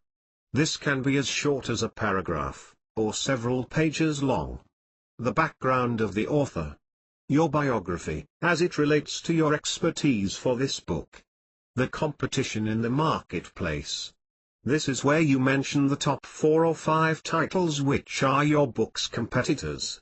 Note, if there are dozens of competitors for your book, this is a good thing, because it means that the subject area is popular. Your book will need to take a new slant. Promotions. This is where you describe how you will promote your book, both before and after publication. A chapter outline. A sample chapter, or 2 chapters. This is always the first chapter, and if you're sending 2 chapters, it's the introduction and chapter 1, or if there's no introduction, it's chapters 1 and 2. Attachments. Optional. You may want to attach articles you've written about the book's topic, or any relevant supporting material. Let's write the proposal. Your chapter outline. You've already been working on a major part of the proposal, the chapter outline. If you like, you can begin today's work by spending an hour or 2 with that. If your chapter outline still has major holes in it, don't worry too much about it. Today we'll complete an initial draft of the complete proposal, and you can fill in the gaps later. Your background. Why you're the person to write this book. Next, we'll work on the background section. The first piece of info you'll need to include in the background section is a brief bio. Every book you own has a bio of the author, so take a few books off your shelves and study the author bios. Most are short. Novelists' bios mention the writer's interests, partner, children and pets.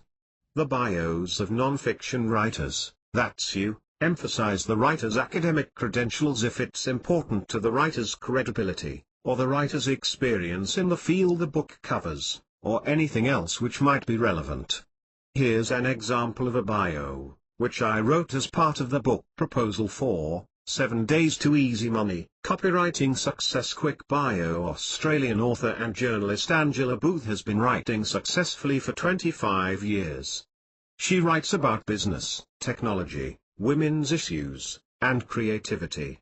Her books include Lifetime, Better Time Management in 21 Days, Home Sweet Office, Your Home Office, Improve Your Memory in 21 Days, and Making the Internet Work for Your Business. Her feature articles have appeared in magazines like Energy for Women, The Australian Women's Weekly, Woman's Day, New Idea, Vogue, and numerous other print and online magazines. She's also a working copywriter, writing copy for businesses ranging from international corporations to small businesses with less than 5 employees. Your bio must be slanted so that it relates to those experiences which make you the perfect person to write the book you're proposing. For example, let's say that in your daily life you're a doctor. The book you're proposing is a gardening book, How to Grow Your Own Organic Vegetables. In your bio, might call yourself Dr. Jane Smith, but for this bio, You'd mention that you grew up on a farm, have grown organic vegetables for 10 years, and write a monthly column for Eat Your Organic Veggies magazine. Your experiences as a doctor wouldn't be appropriate for this book. On the other hand, just to confuse you, if you intended to cover the health and nutritional benefits of organic vegetables at great length, then your credentials as a doctor would be important, and you'd include them. Please remember that there is no way you can do any of this wrong, something either works, or it doesn't. You can always make changes later, when you get feedback. Many of my writing students focus so much on the correct way of doing something, that they never get anything done. Join any writing group, and discussions of correct formatting abound. If you start to get nervous about anything you're doing, wondering whether you're doing it right, simply tell yourself, this is the way I choose to do it. I may choose another way at some other time, but right now, I do it this way, and it's the right way for me. In addition to your bio, if you have publishing credits, you'll want to mention them here. Your publishing credits should be paid credits, rather than work you've done for promotional purposes, or material for which you weren't paid. What if you don't have any publishing credits? Everyone has to start somewhere. If you don't have any credits, don't worry about them. If your proposal is excellent, and a publisher wants to commission the book, then your lack of credits won't count against you. Write the overview now. You'll know why you spent time writing your blurb. The overview, the description of your book, is the first part of your proposal that agents and publishers will read. It's your book in a nutshell. It's also merely an expanded version of your blurb. I've included a sample overview below. It's from the proposal for my book Writing to Sell in the Internet Age. Sample overview: Writing to Sell in the Internet Age. The Internet gives writers unlimited new opportunities. Writing to Sell in the Internet Age empowers writers by revealing the immense new earning power that Internet technology gives them. While many writers are comfortable using the Internet for email and research, most are unaware that they now have many new opportunities, including clever new ways to market their work and services with tools like autoresponders, email mini courses, e-books, auctions, and promotional e-zines. The opportunity to develop a loyal following of readers. They can write and publish instantly, to a worldwide audience millions strong, with tools like weblogs, blogs. This loyal following makes a writer more appealing to traditional publishers, the ability to target specific niches, and to garner an income much more quickly than they can via traditional publishing routes. A writer can write an ebook or report this month, and sell it forever. The Internet gives writers the power to be their own publisher and distributor by selling their work directly to readers. Many writers are already taking advantage of the possibilities. Judy Collins, who's building an online reputation as the book coach, says of selling her ebooks online directly to readers, "The first months, I had no idea at the time how powerful this method was. My income bolted to over $3,000 a month in less than a year." The new rule for writers in the Internet age is, create, promote, sell. What's amazing is that writers can do all this in one day, even in hours. When I write a report, I can format it in PDF, portable document format, at the click of a key. That's the publishing done.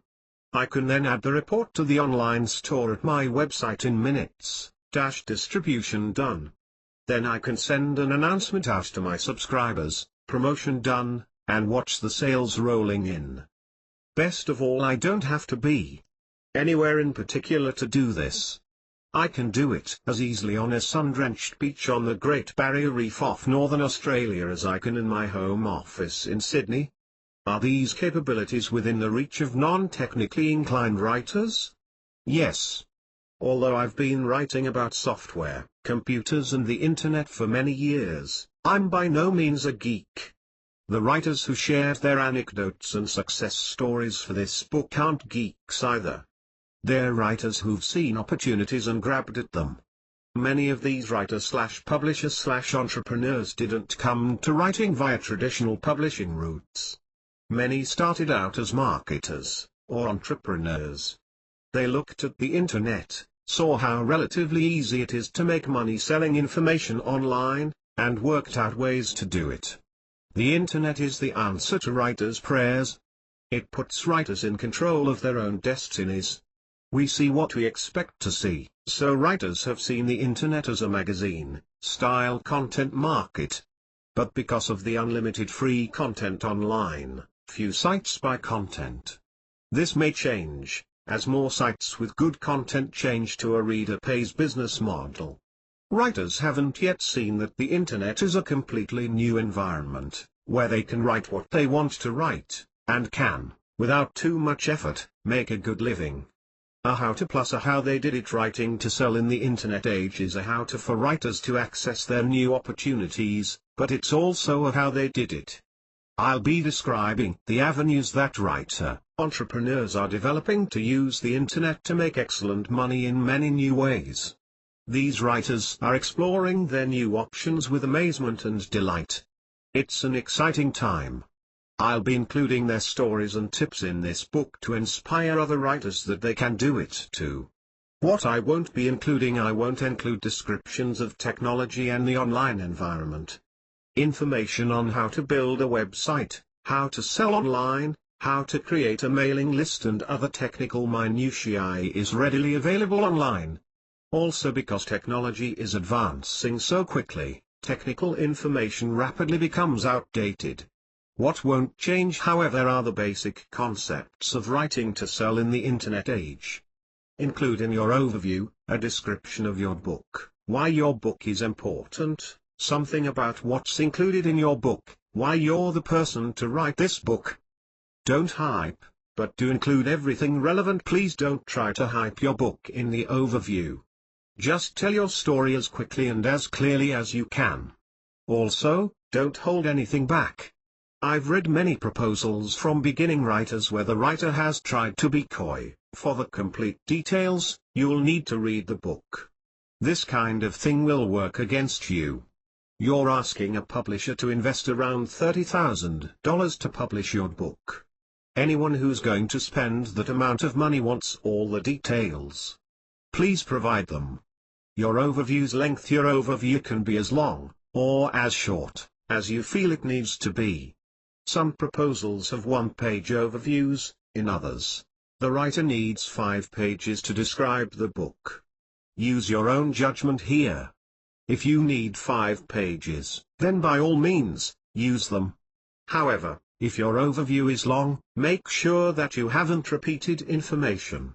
Write the promotions section next. You'll write the promotions section. In this section, you will show your publisher that you intend to go all out to promote your book. You can do this with an investment of money, or of time. If you can do both, you should.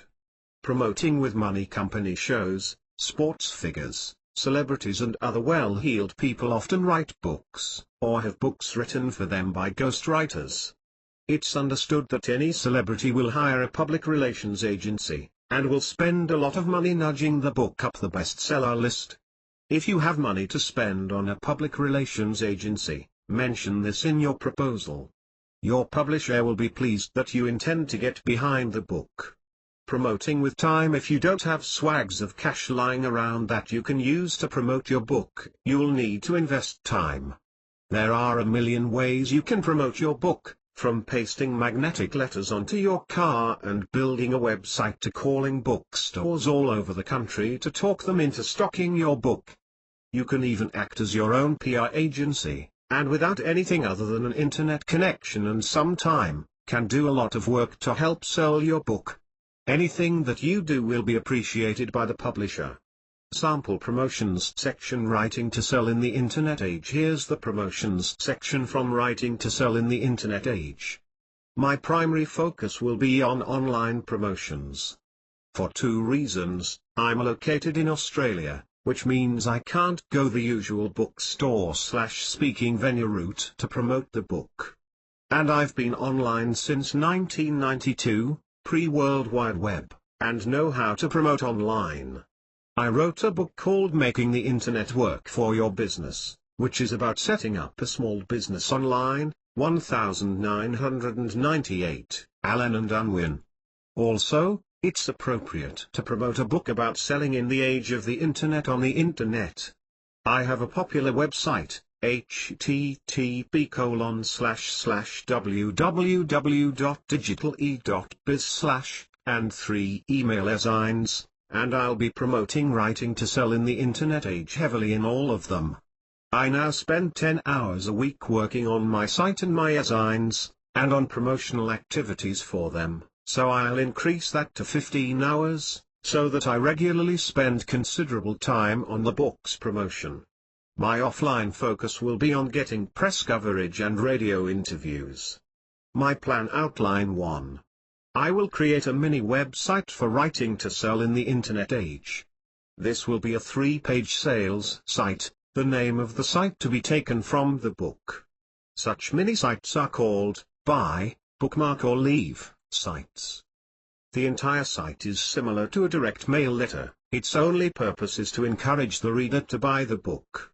The beauty of such sites is that if they're efficiently linked from other sites, such as my business site, Digitally, and other sites in which I have an interest, they quickly rank #1 in the top search engines, that is, in Yahoo and Google.com.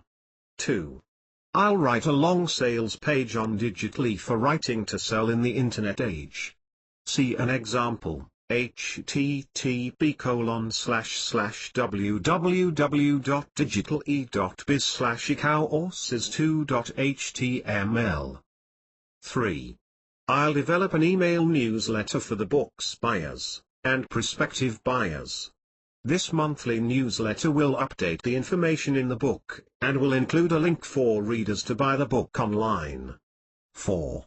I'll subscribe to a press release website, so I can send out monthly online news releases for the book to thousands of media outlets in the US. And if the book gets a Commonwealth sale, in the UK and Australia, with the phone, email and fax, doing long-distance interviews for newspapers and radio will be easy. Several of my books have attracted radio and newspaper interviews, and I'm comfortable doing them. 5. I'll interact in online chat rooms, conferences, and in mailing lists, subtly promoting the book. 6. I'll create a private discussion group for the book's readers in the Talk Forums section of my Digitally website, so that readers can ask questions and interact with me directly. As this forum grows, I'll appoint reader moderators for the various discussions. Write the competition section on day 2. You did a lot of work on assessing the market for your book. Here's where you use all that information. Choose anywhere from 3 to 5 books which you estimate will be your book's main competitors. Describe how your book is different from these books, and how your book fills a niche in the marketplace.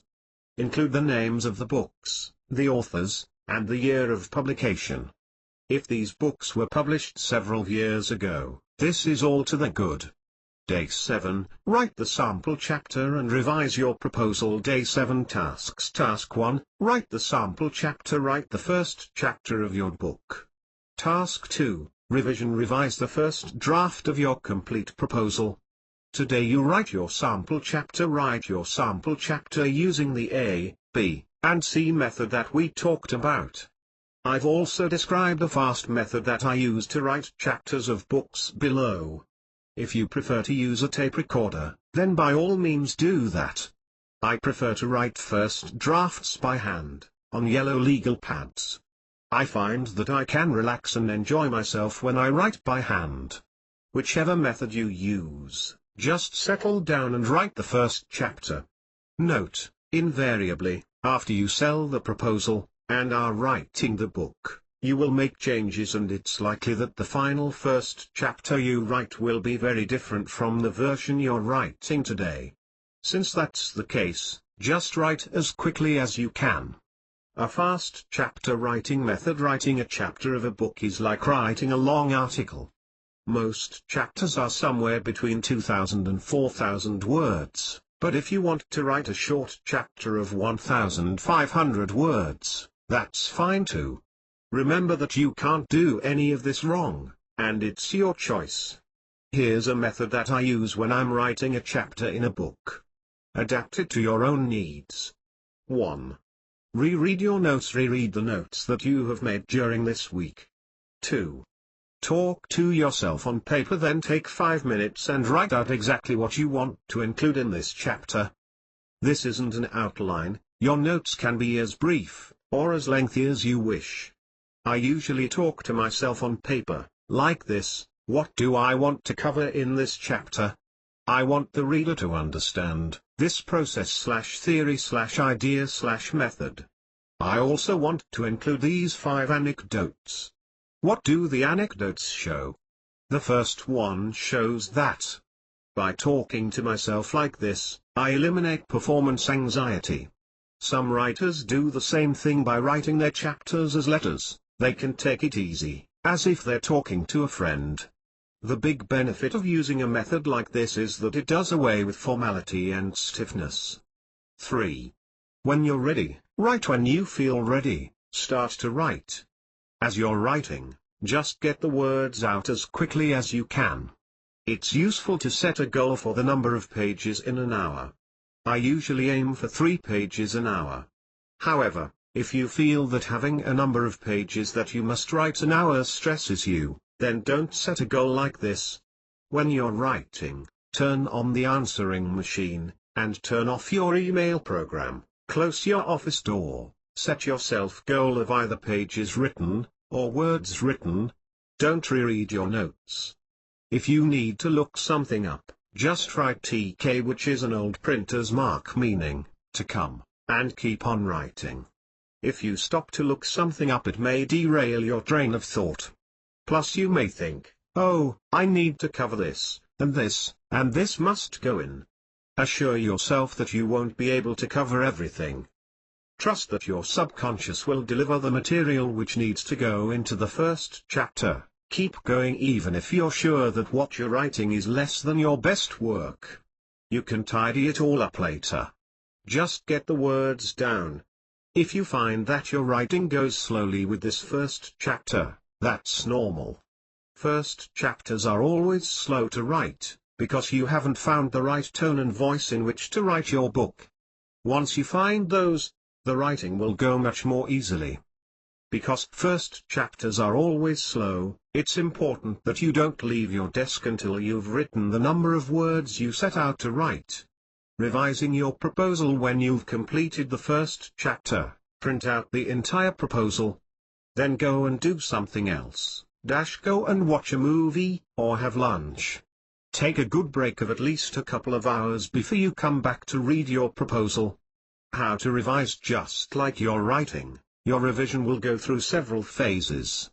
Copy editing, or line revision, where you fiddle with word choices and grammar, comes last.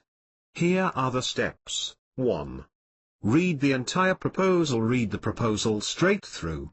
Keep note-making to a minimum. This is so you can get a sense of how the material reads. When you've finished this initial read through, ask yourself whether what you've written stays close to your blurb. If it doesn't, you can either change your blurb, perhaps you've been inspired with some creative new ideas, or you can change your proposal. While this read-through is fresh in your mind, write out your impressions. Have you covered most of what you want to include? What else do you think the proposal needs? 2.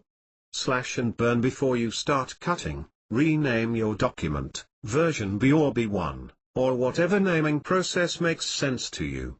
Now go through the proposal and take out the material that you have decided you want to eliminate. If it's too painful to simply hit the delete key, cut the material and paste it into another document. 3. Add material in this pass through the proposal. Add the material the proposal needs. Perhaps you've done some additional research. Write up all the material you want to include. 4. Read for coherency. Print out your proposal, and read it through to check for coherency. Make sure that you have included transitions in your sample chapter. 5. Revise for style. In this pass through the material, you get to jazz it up, if you wish. 6. Copy edit in this final pass through your proposal, check for grammar and word usage. You're done. You've done it, congratulations. You've completed your book proposal. Now comes the fun part, selling your proposal. If you need any help with this, you can contact me at any time. Don't forget to send me a copy of the MS for your free appraisal. Good luck. See you on the bestseller lists. Resource: Sample Book Proposal 7 Days to Easy Money, Copywriting Success by Angela Booth. Proposal. Words, 60,000. Complete MS, 3 months. Angela Booth. Email, ab@digitale.biz. World Wide Web, http://www.digitale.biz/. Overview: 7 Days to Easy Money, Copywriting Success shows writers how to set up their own copywriting services business in 7 days. Its target market is writers, professional or aspiring, who want to make money from their writing skills. Melanie Rinne, editor of Writer's Digest magazine, estimated that 10% of the US population aspire to write. From the book's introduction, want to make real money writing? You know you can write. Maybe you're even making money writing. But are you making enough money writing? Or is it just a hobby, costing you more in computers, postage and paper than you're earning? According to writers' organizations, 95% of writers never make enough money to quit their day job. What about the top 5% of writers? They're making big money, right? A small proportion of the top 5% sure are. They're the headliners, brand name writers like Stephen King and Dean Koontz. Journeyman, and women, writers are doing okay too. They're the genre writers, writing romance, mystery and suspense, and non-fiction. Writers in this group spend a lot of time looking over their shoulder. Will their publisher accept their next book? Are they writing enough? Got to turn in at least 2 books this year. What nasty reviews of their latest book will they find on Amazon.com today? Magazine writers may do well too if they combine magazine writing with writing books. If you want to make real money from your writing skills, you can. And you can do it easily and quickly, in 7 days. How? Start a copywriting services business. I've been making good money as a copywriter for over 25 years. It's fun, creative and lucrative. The business writing market is invisible to most writers. Most writers aren't skilled at business, and don't know how business works. They're unaware that businesses hire writers, so they pitch their work to overcrowded markets. Copywriters, business writers, write to meet the communications needs of large and small businesses. The material they write includes marketing communications, proposals, public relations material, and website content. If copywriting does register as a potential market, writers don't have any easy, practical guides to help them to access this market. While bookshop shelves are packed with how-to guides to writing novels and magazine articles, the small number of available copywriting books are dry and dull, and make copywriting sound about as much fun as doing your own dentistry. 7 Days to Easy Money, Copywriting Success aims to correct this. It's aimed at both professional and new writers. At the end of 7 days, the enthusiastic new copywriter will have all the information and experience she needs to set up her own copywriting services business and make money. Does the material work? Yes. I've been teaching this material in online and offline classes, and selling it online as an ebook. I'll be including many exercises and samples, sample exercises written by my students, sample ads, sample press releases, templates, and checklists. And because the material is based on my own 25 years of copywriting experience, I'll be including lots of anecdotes and insider information. Writers need this book true to its Easy Money title. The book focuses on teaching the reader how to get copywriting work, not just on copywriting techniques. As far as I can tell, none of the other copywriting books currently available teach copywriters how to prospect for new business. And yet, going by my experience with students and my monitoring of writers' groups online, this information is what writers need most. Other copywriting books just don't provide the nitty-gritty of self-promotion and marketing. Writers need details and encouragement to market themselves and their services, so I'll be making this book as forceful and motivating, and fun, as I can. One of my students said that until she did one of my free sample courses, she wasn't aware that copywriting was something she could do. Now she knows that it is. That's the takeaway I want to give readers: you can make money, easily, from your writing skills, and you can make it very quickly, no long apprenticeship needed. The book's structure: readers will find it easy to work with this book. It's set up in the form of days and weeks, with tasks and exercises for each chapter. As the reader does the exercises for each day, she's doing the work involved in setting up her own copywriting services business. No wasted time, she's working on developing her own small business from the very first day. Each chapter contains samples, written by my students, so that readers feel more comfortable with the work. Copywriting techniques for the reader to refer to as she begins to work as a copywriter. Exercises. The reader will use the exercises to build her copywriter's portfolio. What's not in the book: I've left out material which is widely available elsewhere, such as how to set up a home business, and small business technology. Angela Booth's background. Quick bio: Australian author and journalist Angela Booth has been writing successfully for 25 years. She writes about business, technology, women's issues, and creativity. Her books include Lifetime, Better Time Management in 21 Days, Home Sweet Office, Your Home Office, Improve Your Memory in 21 Days, and Making the Internet Work for Your Business. Her feature articles have appeared in magazines like Energy for Women, The Australian Women's Weekly, Woman's Day, New Idea, Vogue, and numerous other print and online magazines. She's also a working copywriter, writing copy for businesses ranging from international corporations to small businesses with less than 5 employees. Partial list of publication credits: feature articles for mass-market women's magazines in Australia and the US, including the Australian Women's Weekly, Woman's Day, New Idea, Energy for Women, Writer's Digest and Vogue.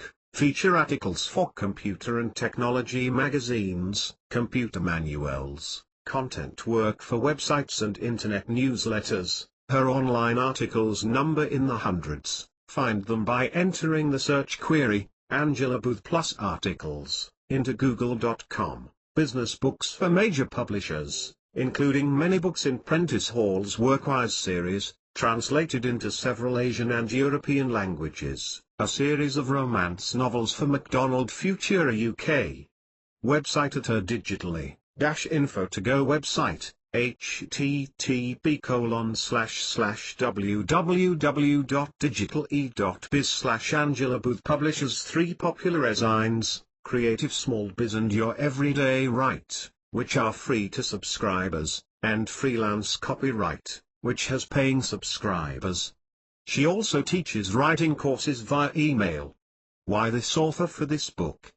Angela Booth is a writer, a business person and a teacher.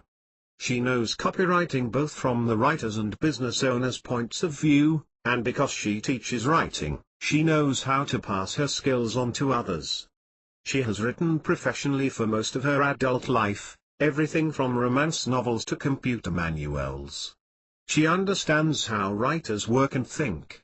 She has also managed several successful small businesses. She first developed her copywriting skills when she managed a dog training and boarding business, and found advertising so expensive that it was vital that each ad pulled, and pulled well.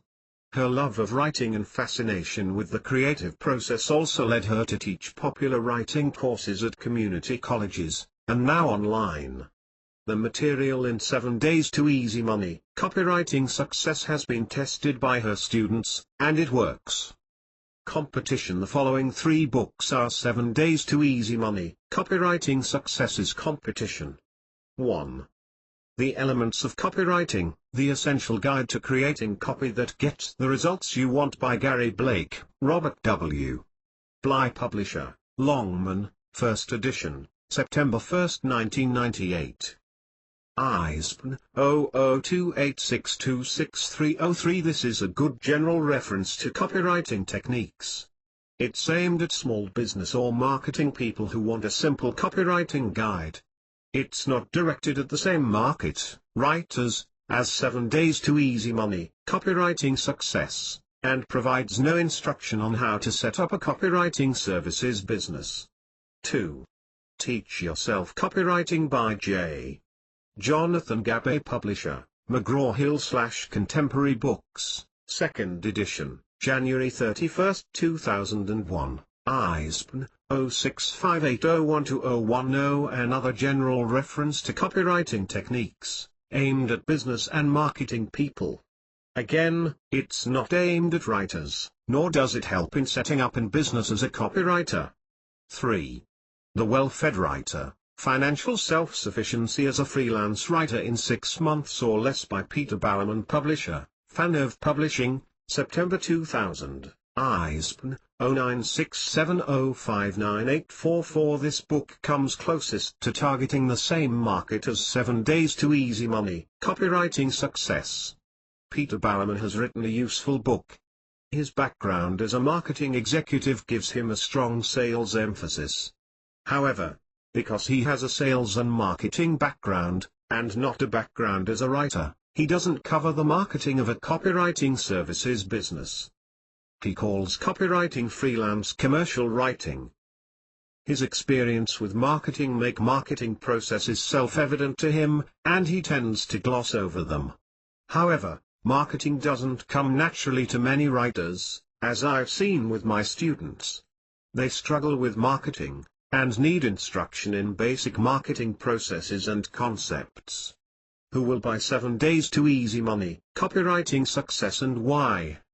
The strongest target group likely to buy this book is writers, whether employed or freelance, who want to diversify, and develop another income stream. Aspiring writers are also likely to buy it, seeing it as an opportunity to earn while they learn and develop their writing skills.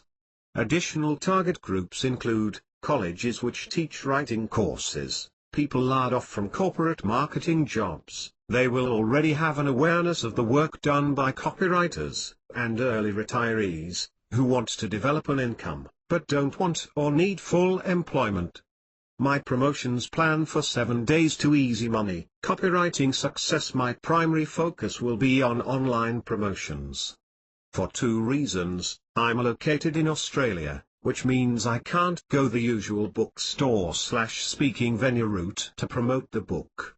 I also have a greater depth of experience in the online world. I've been online since 1993, pre-World Wide Web, and know how to promote online. I wrote a book called Making the Internet Work for Your Business, which is about setting up a small business online. 1998, Allen and Unwin. I have a popular website, http://www.digitale.biz/ and 3 email assigns, and I'll be promoting 7 Days to Easy Money, Copywriting Success heavily in all of them. I now spend 10 hours a week working on my site and my assigns, and on promotional activities for them. So I'll increase that to 15 hours, so that I regularly spend considerable time on the book's promotion. My plan outlines 7. I will create a mini website for 7 Days to Easy Money, Copywriting Success. This will be a 3-page sales site, the name of the site to be taken from the book. Such mini sites are called buy, bookmark or leave sites. The entire site is similar to a direct mail letter. Its only purpose is to encourage the reader to buy the book. The beauty of such sites is that if they're efficiently linked from other sites, such as my business site, Digitally, and other sites in which I have an interest, they quickly rank #1 in the top search engines, that is, in Yahoo and Google.com. 8. I'll write a long sales page on Digitally for 7 days to easy money, copywriting success. See an example, http://www.digitally.biz/ecourses2.html. 9. I'll develop an email newsletter for the book's buyers and prospective buyers. This monthly newsletter will update the information in the book, and will include a link for readers to buy the book online. 10. I'll subscribe to a press release website, so I can send out monthly online news releases for the book to thousands of media outlets in the US. And if the book gets a Commonwealth sale, in the UK and Australia. With the phone, email and fax, doing long-distance interviews for newspapers and radio will be easy. Several of my books have attracted radio and newspaper interviews, and I'm comfortable doing them. 11. I'll interact in online chat rooms, conferences, and in mailing lists, subtly promoting the book. 12. I'll create a private discussion group for the book's readers in the Talk Forums section of my Digitally website, so that readers can ask questions and interact with me directly. As this forum grows, I'll appoint reader moderators for the various discussions.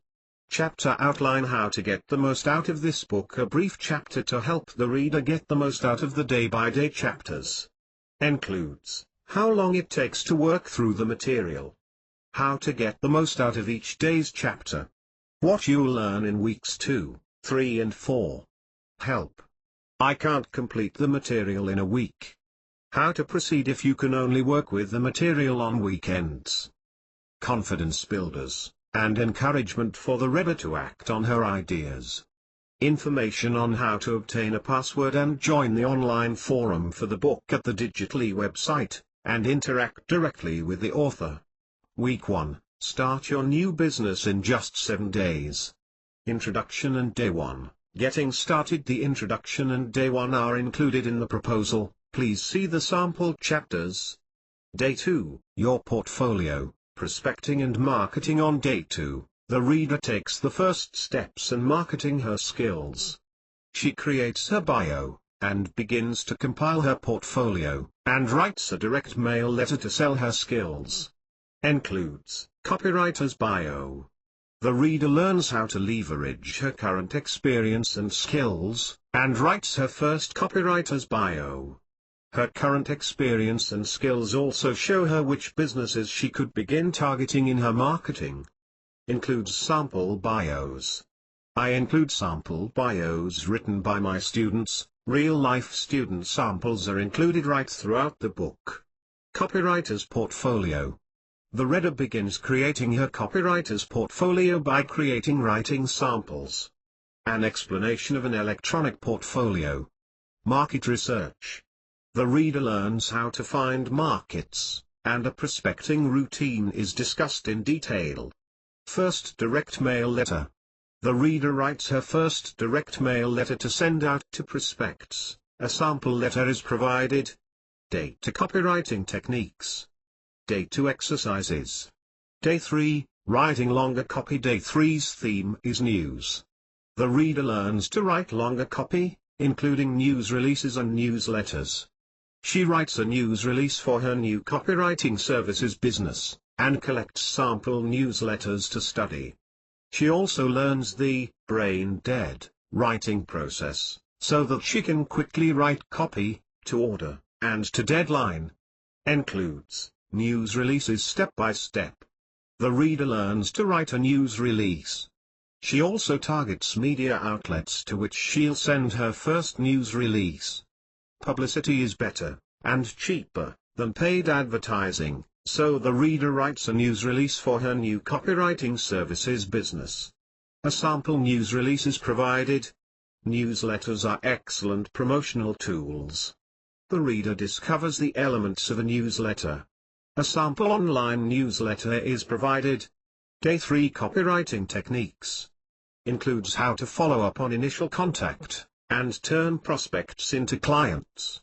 Day 3 Exercises. Day 4, Public Relations Copywriting. In Day 4, the reader will become more comfortable with writing long copy PR, and develop skill creating and working with ideas.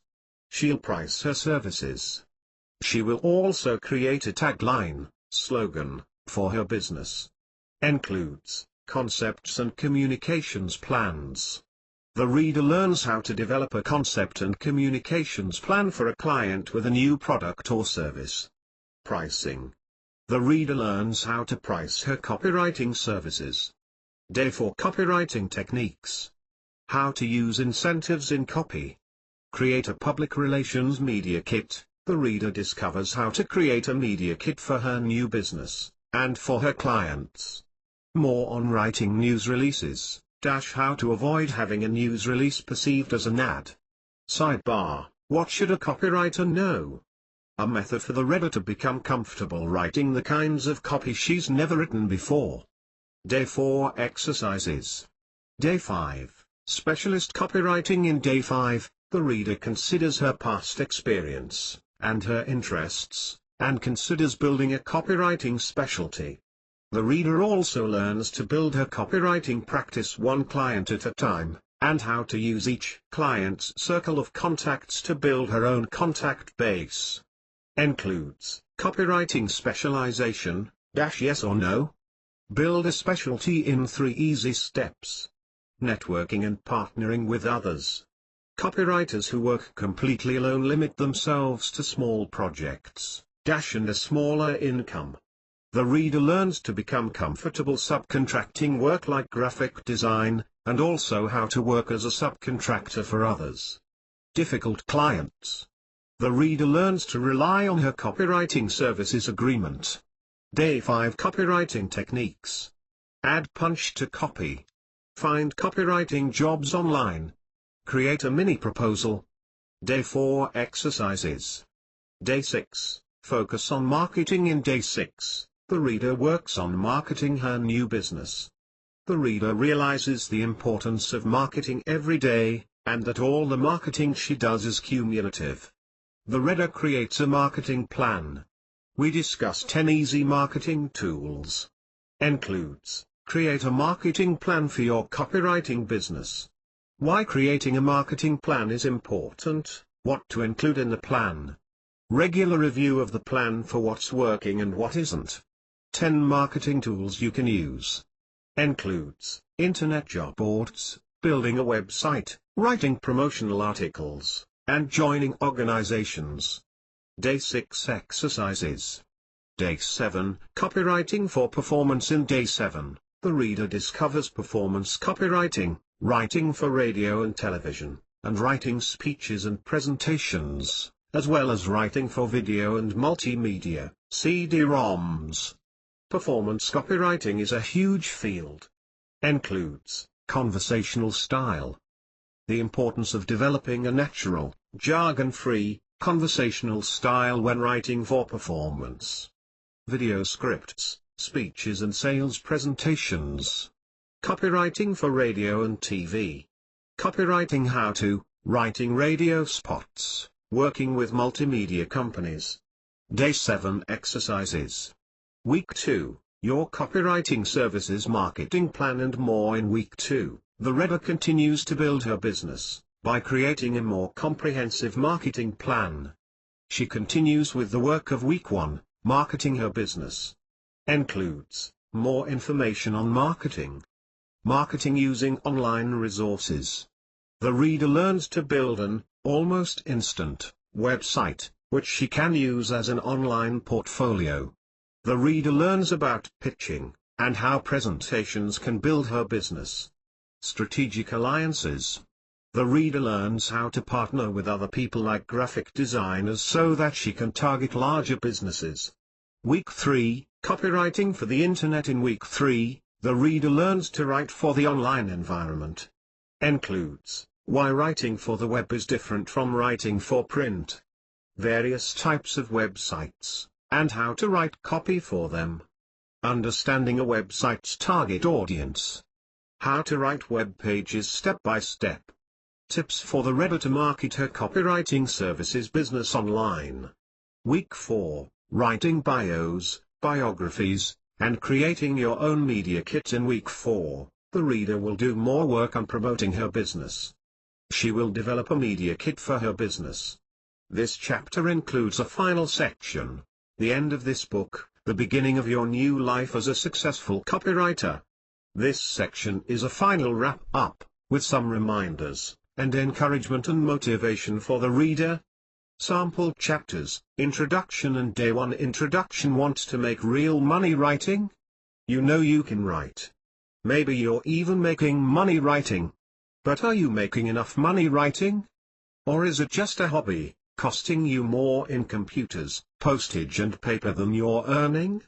According to writers' organizations, 95% of writers never make enough money to quit their day job. What about the top 5% of writers? They're making big money, right? A small proportion of the top 5% sure are.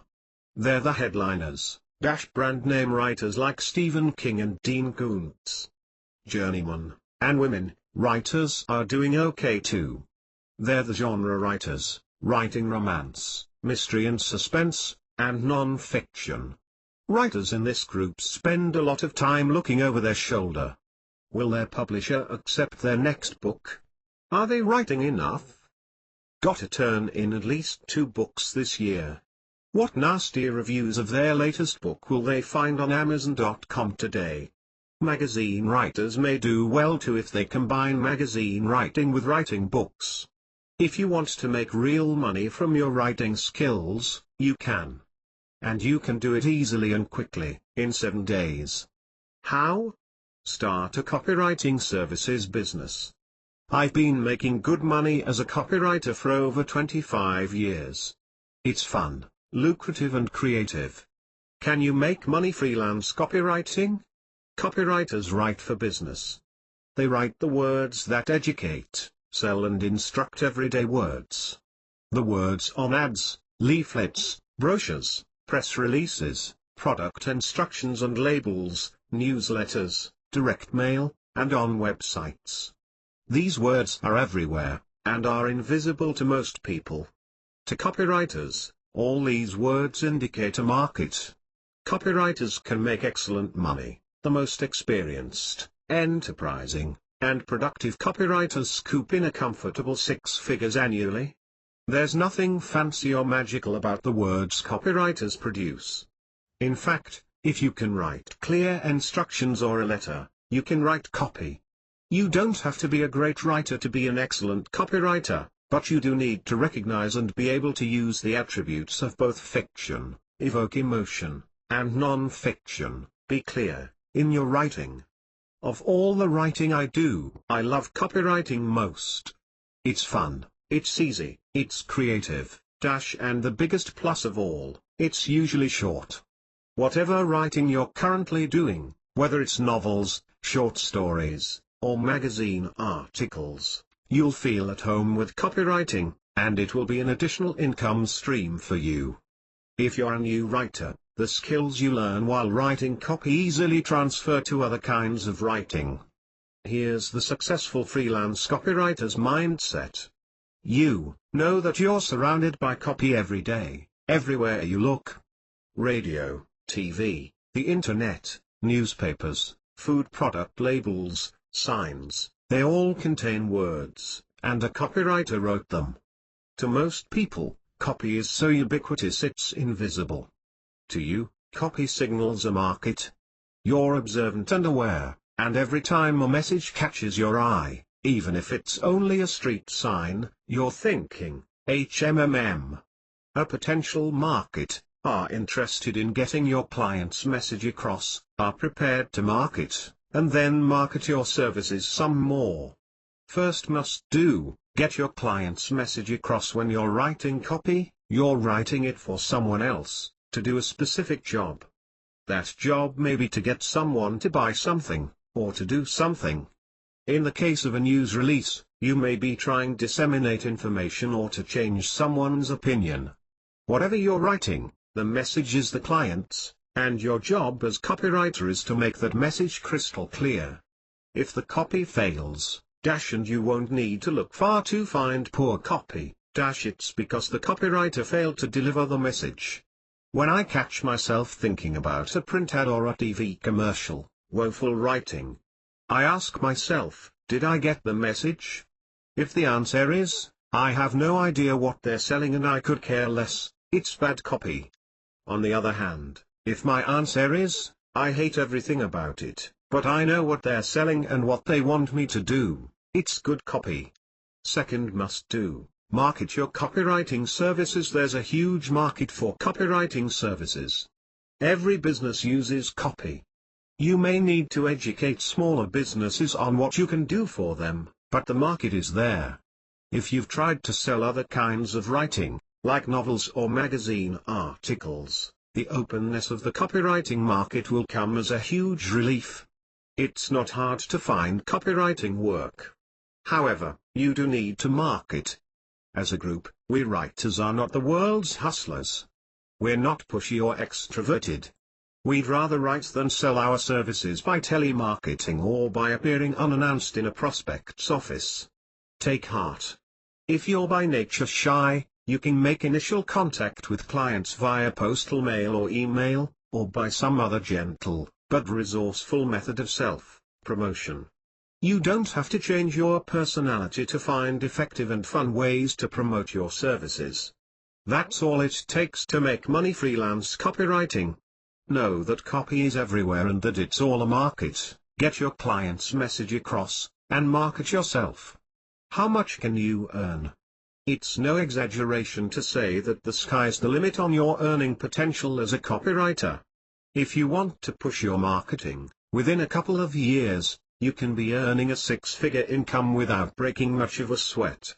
When you're just starting out, you'll charge somewhere between $50 and $100 an hour. As your experience grows, you'll charge more. If you have expertise in areas like finance, real estate, and multimedia, you can charge much more right away. Of course, your hourly rate is not all gravy. You need to figure your expenses and overheads into that tally before you start to calculate the profits. But you can make money copywriting, a lot of money, because all businesses need to communicate and you're an expert communicator. Welcome to the wonderful world of copy. Let's get started. Day 1. Getting started. Your day 1 objectives. On day 1, you'll learn about the client brief, and will develop your own briefing sheet. You'll also learn a nifty technique to help you write copy anywhere, anytime. Sections: the client brief. Writing copy step by step. How to write a perfect selling ad. Day 1 exercises. The brief, and your writing services agreement. In copywriting, you don't need to do it all yourself. In fact, you can't. Your copy is based on whatever you're trying to sell. This is a huge plus, because the product always gives you somewhere to start writing. And the more you know about the product, the better. Your client hands you the product, or tells you about it, or explains the service, or gives you a guided tour of the factory, and tells you what he wants, a sales letter, a brochure or a news release. This is the brief, your instructions. After he's explained the brief, the most important question to ask your client is, what do you want the reader to do after he reads this? Or the viewer or listener to do, if you're writing broadcast copy or for a website. You're asking what the customer's response should be. Getting the customer's response is your goal. The response could be, to call a phone number, to attend a sale, or to order from the catalog. Write down the customer's required response. While I'm working on a job, I like to stick a reminder note onto my computer monitor, call client number, for example, or order product. When you get into the excitement of writing the copy, your thoughts can get tangled. It's easy to forget the response. Writing the required response down, and keeping it visible, means that it's always at the forefront of your mind. Your briefing sheet. If you've been hired by an agency, you'll be given a brief. If you're hired by a business unused to working with copywriters, you'll need to fill out your own briefing sheet. The sample briefing sheet below contains information that's useful to have. Tailor it to your own requirements. Computer format your briefing sheet with adequate spacing so it's easy to fill in, then print out some copies and keep them by the phone. Sample briefing sheet, Figure 1, type of product or service, promotional name of the product or service, any other names? A short description, what 3 major points do you want to make? What's the primary reason the customer would be interested in this product or service? A technical description, or ask for the manufacturer's specification, options, colors, material etc., used for, and how? Target audience, benefits over competing products, comments, customer response required, are there any disclaimers, or legal requirements which need to be mentioned in the copy? Your writing services agreement. Always send the client your writing services agreement, as soon as you accept the brief. Yes, it's in caps, and I'm shouting, and the reason is this: all the hassles you're likely to encounter during your copywriting career can be countered with an effective agreement, signed by the client, before you start work. Whenever I accept a brief, and omit this vital step, something goes wrong. So do it. Always. No exceptions. When you're working as a subcontractor with an agency, whether the agency is for advertising, public relations, or multimedia services, the agency will usually have its own agreement that you'll be asked to sign. Most agency agreements are straightforward. Sometimes they're not. Strike out anything in the agency agreement you don't agree with, initial your strikeouts, sign the agreement and send it back. Here's the writing services agreement I use. It's not fancy, but it does the job. Feel free to use it, or parts of it, to create your own agreement. Sample Writing Services Agreement, Figure 2. Agreement for Writing Services Ref, XXXX date, client, project, fee, advance retainer, balance due on completion, notes. Your signature below authorizes me to write copy for the project above, for the fee stated.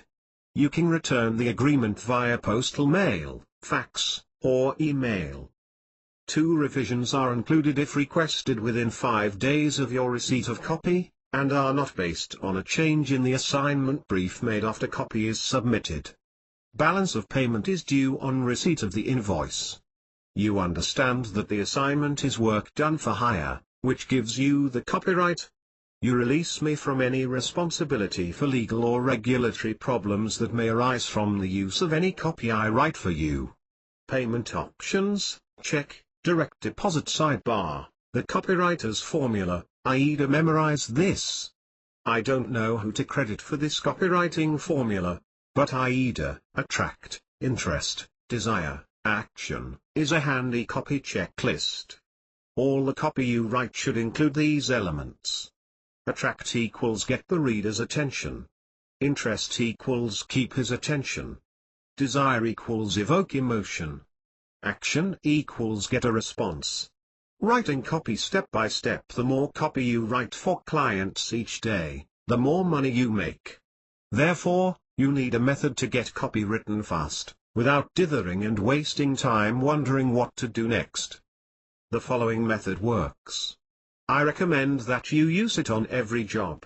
More play than work, it's fun and stress-free. Try it. Step 1. Research. After you've been briefed by the client, your first step is research. Even if you're sure that you have all the information you need, doing a bit of hunting and gathering for more information lets your subconscious mind brood on the task before you start writing. My aim when I research is always to get what I call the click. The click is part concept, part inspiration, part structure, and part my subconscious mind waving at me and yelling, "Yo! We're ready, you can get started." Your research period may be only a few minutes. When I was asked to do a fast rewrite job on 5 30-second radio spots for a jewelry store, out of the 2 hours I had, I spent half an hour on research. Although I'd worked for the client previously, and knew what he was selling, I wanted to get a new angle, a unique fact, something different that I could base the copy around. I found it. I learned that gold is eternal, it's older than our solar system. That nugget of info inspired me, and let me breeze through writing the 5 spots. Unless I'd been prepared to waste time on the research, I would have had a much harder time writing the copy, and the copy wouldn't have had any creative sparkle. Step 2. Prepare by getting a conversation down on paper or on the computer screen. The biggest stumbling block for a writer is the blank page or computer screen. Writers get performance anxiety just like actors get stage fright. Luckily, that block is easy to conquer when you're writing copy. Copy is conversational. If you are used to writing novels or non-fiction, this can be hard to achieve at first. Good copy is simply communication, rather than literary elegance, and you don't have to agonize over grammar. If you're getting your client's message across, you're writing good copy. Here's a handy trick to get words on the page. When you start writing, imagine you're talking to someone, telling her about the product. It helps to type something like, "Jeannie, I just found this great new thing, let me tell you about it." Then describe the product. Or, if you're writing longer copy, longer than the typical page of 250 words, talk into a tape recorder, and pretend to tell someone about the product, then transcribe the tape. Either of these techniques will stop you using a stiff and formal voice. You'll be using an informal conversational style and tone, which is appropriate for copy. You'll also notice you've conquered the blank page. Step 3. Brainstorm with word associations. You've got a page of conversation. Print it out if it's on the computer. Without thinking about it too much, circle any words which appeal to you. Circle 5 words. At this stage, you're nowhere near writing the final copy. You're making creative connections.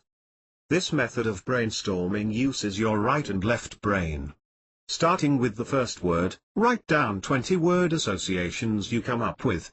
You can use a cluster diagram, or just make a list. The key to getting results with this method is lack of effort on your part. Just do the process mechanically, and write down the first words which pop into your mind. When you've done this, go and do something else for a while. Have a cup of coffee, or take the dog for a walk. Sometimes you'll get a rush job, and you won't be able to take much time away, but no matter how rushed you are, take at least 10 minutes. Step 4, first draft. Write it fast when you sit down at your desk. Write a first draft as quickly as you can. Don't refer to any of the word lists you made. Be casual, be confident, and get those words down. Your first draft is your first take on the job. This gives you something to work with, and you can tweak it until you're satisfied. As you become more experienced, your first draft comes close to being your final draft. I usually send my second draft to the client as the initial draft. I offer 2 free revisions of this draft in my writing agreement. I've found that if I'm working for the client directly, then either the client accepts my initial draft, and says, "Great. Just what I want," or I do one minor revision. When working with an agency, I rarely get asked to do revisions. My feeling is that because I've done a lot of preparation, research, getting a conversation down, and brainstorming, I'm pretty much on target when I send the initial draft. Therefore, the preparation work you do is important. Don't try to jump into a final draft that you intend to send to the client when you sit down at the computer. You'll freeze up.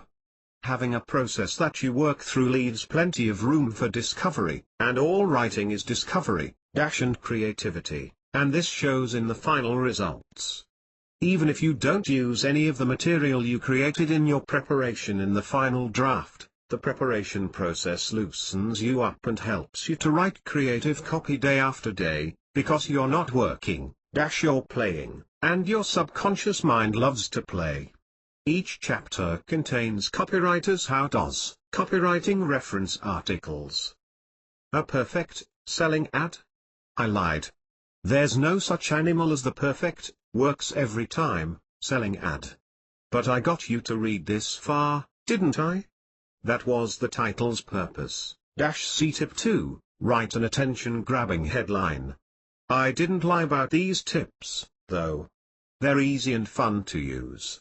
Tip 1, who's the reader? Or viewer, or listener if you're writing for broadcast. Although you're writing for a crowd, it's easiest to write if you imagine you're talking to one particular person. Copywriter's How-To, 5 easy tips to write a perfect, selling ad. You can even start writing your first draft with a salutation, as if you were writing a letter. Start with, "Dear Ellie," and keep writing. Who is this person? Is she old, young, married? Where does she live? What's her life like? What does she want most? What's she scared of? Why would she be interested in your product? What difference would it make in her life? Professional copywriters spend a lot of time in this phase of the writing process. You can't motivate someone if you don't know who they are. Tip 2, write an attention-grabbing headline. Your headline is vital. No one is looking for your ad. You've got to wave and yell at them to get their attention. If you don't get their attention, no sale. Write a trial headline to get yourself started. This probably won't be the headline you'll use. However, with a trial headline, you've got a corral for your copy. You're writing to that headline.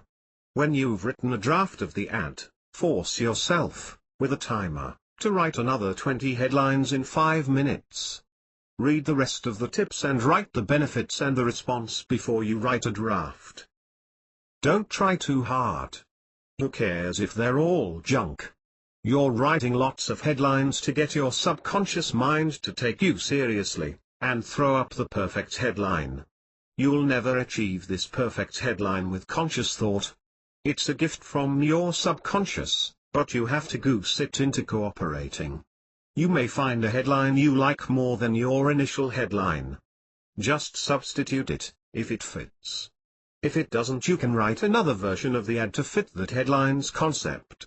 Tip 3, write the features first, then work out what the benefits are. Nobody buys a product, or a service, for its own sake. They buy because it benefits them in some way. The benefits are what you're selling. You're not selling a German Shepherd puppy, you're selling an intelligent, loyal companion and family protector. You're not selling a car, you're selling traveling comfort, prestige, and a sure-fire babe magnet. You're not selling a book, you're selling the adventure of a lifetime, love, romance, and sex. To get a handle on this, take a sheet of paper and briefly list the features of your product or service on the left. Then beside the feature, write the corresponding benefit that each feature provides. Remember, use the benefits in your ad. Tip 4, don't forget the response. I've lost count of the number of ads I've seen everywhere, from the yellow pages to full display ads costing thousands in magazines, where the copywriter and everyone else forgot the response. You must tell the reader what you want him to do. You must ask for the sale. Ask the reader to do something, call a number, come into the store, go to a website. This is so important that when I'm writing an ad, I always write the required response on a sticky note and tape it to a corner of my monitor. I tape it onto the screen itself, so I can't miss it. Yes, I have been guilty of forgetting the response. And very embarrassing it was too. Tip 5, read it out loud. You've finished the final draft of your ad. Before you show it to anyone else, read it aloud. You'll pick up redundancies, awkward sentence construction and other nasties when you read the copy aloud. Day 1 exercises. Exercise 1, write a brief. In this exercise, you'll put yourself in the client's shoes. You're a furniture manufacturer. Your business is expanding. You're inserting a quarter-page display ad in your local yellow pages. You pick up the phone and call a local copywriter. You know her because she called you and left her contact details. What instructions do you give the copywriter? Write 100 words of the manufacturer's instructions to the copywriter. Exercise 2, Getting conversational words on paper. Tell me about your favorite pen. A pen manufacturer has hired you to write copy for a newspaper display ad. Pick your favorite pen, and do some research on pens. Next, in 150 words, tell me about the pen. Start with, Angela, let me tell you about this pen. Remember, that you're talking, not writing. Write as you'd speak. Also remember that this is not copy, this is just you, telling a friend about your pen. Exercise 3, write ad headlines from the brief you created in exercise 1, you wrote a brief. Now write 30 headlines you could use for the ad which you'll write from the brief. Remember, this is a quarter-page ad for the yellow pages. Read the yellow pages, and check out some of the ads before you start.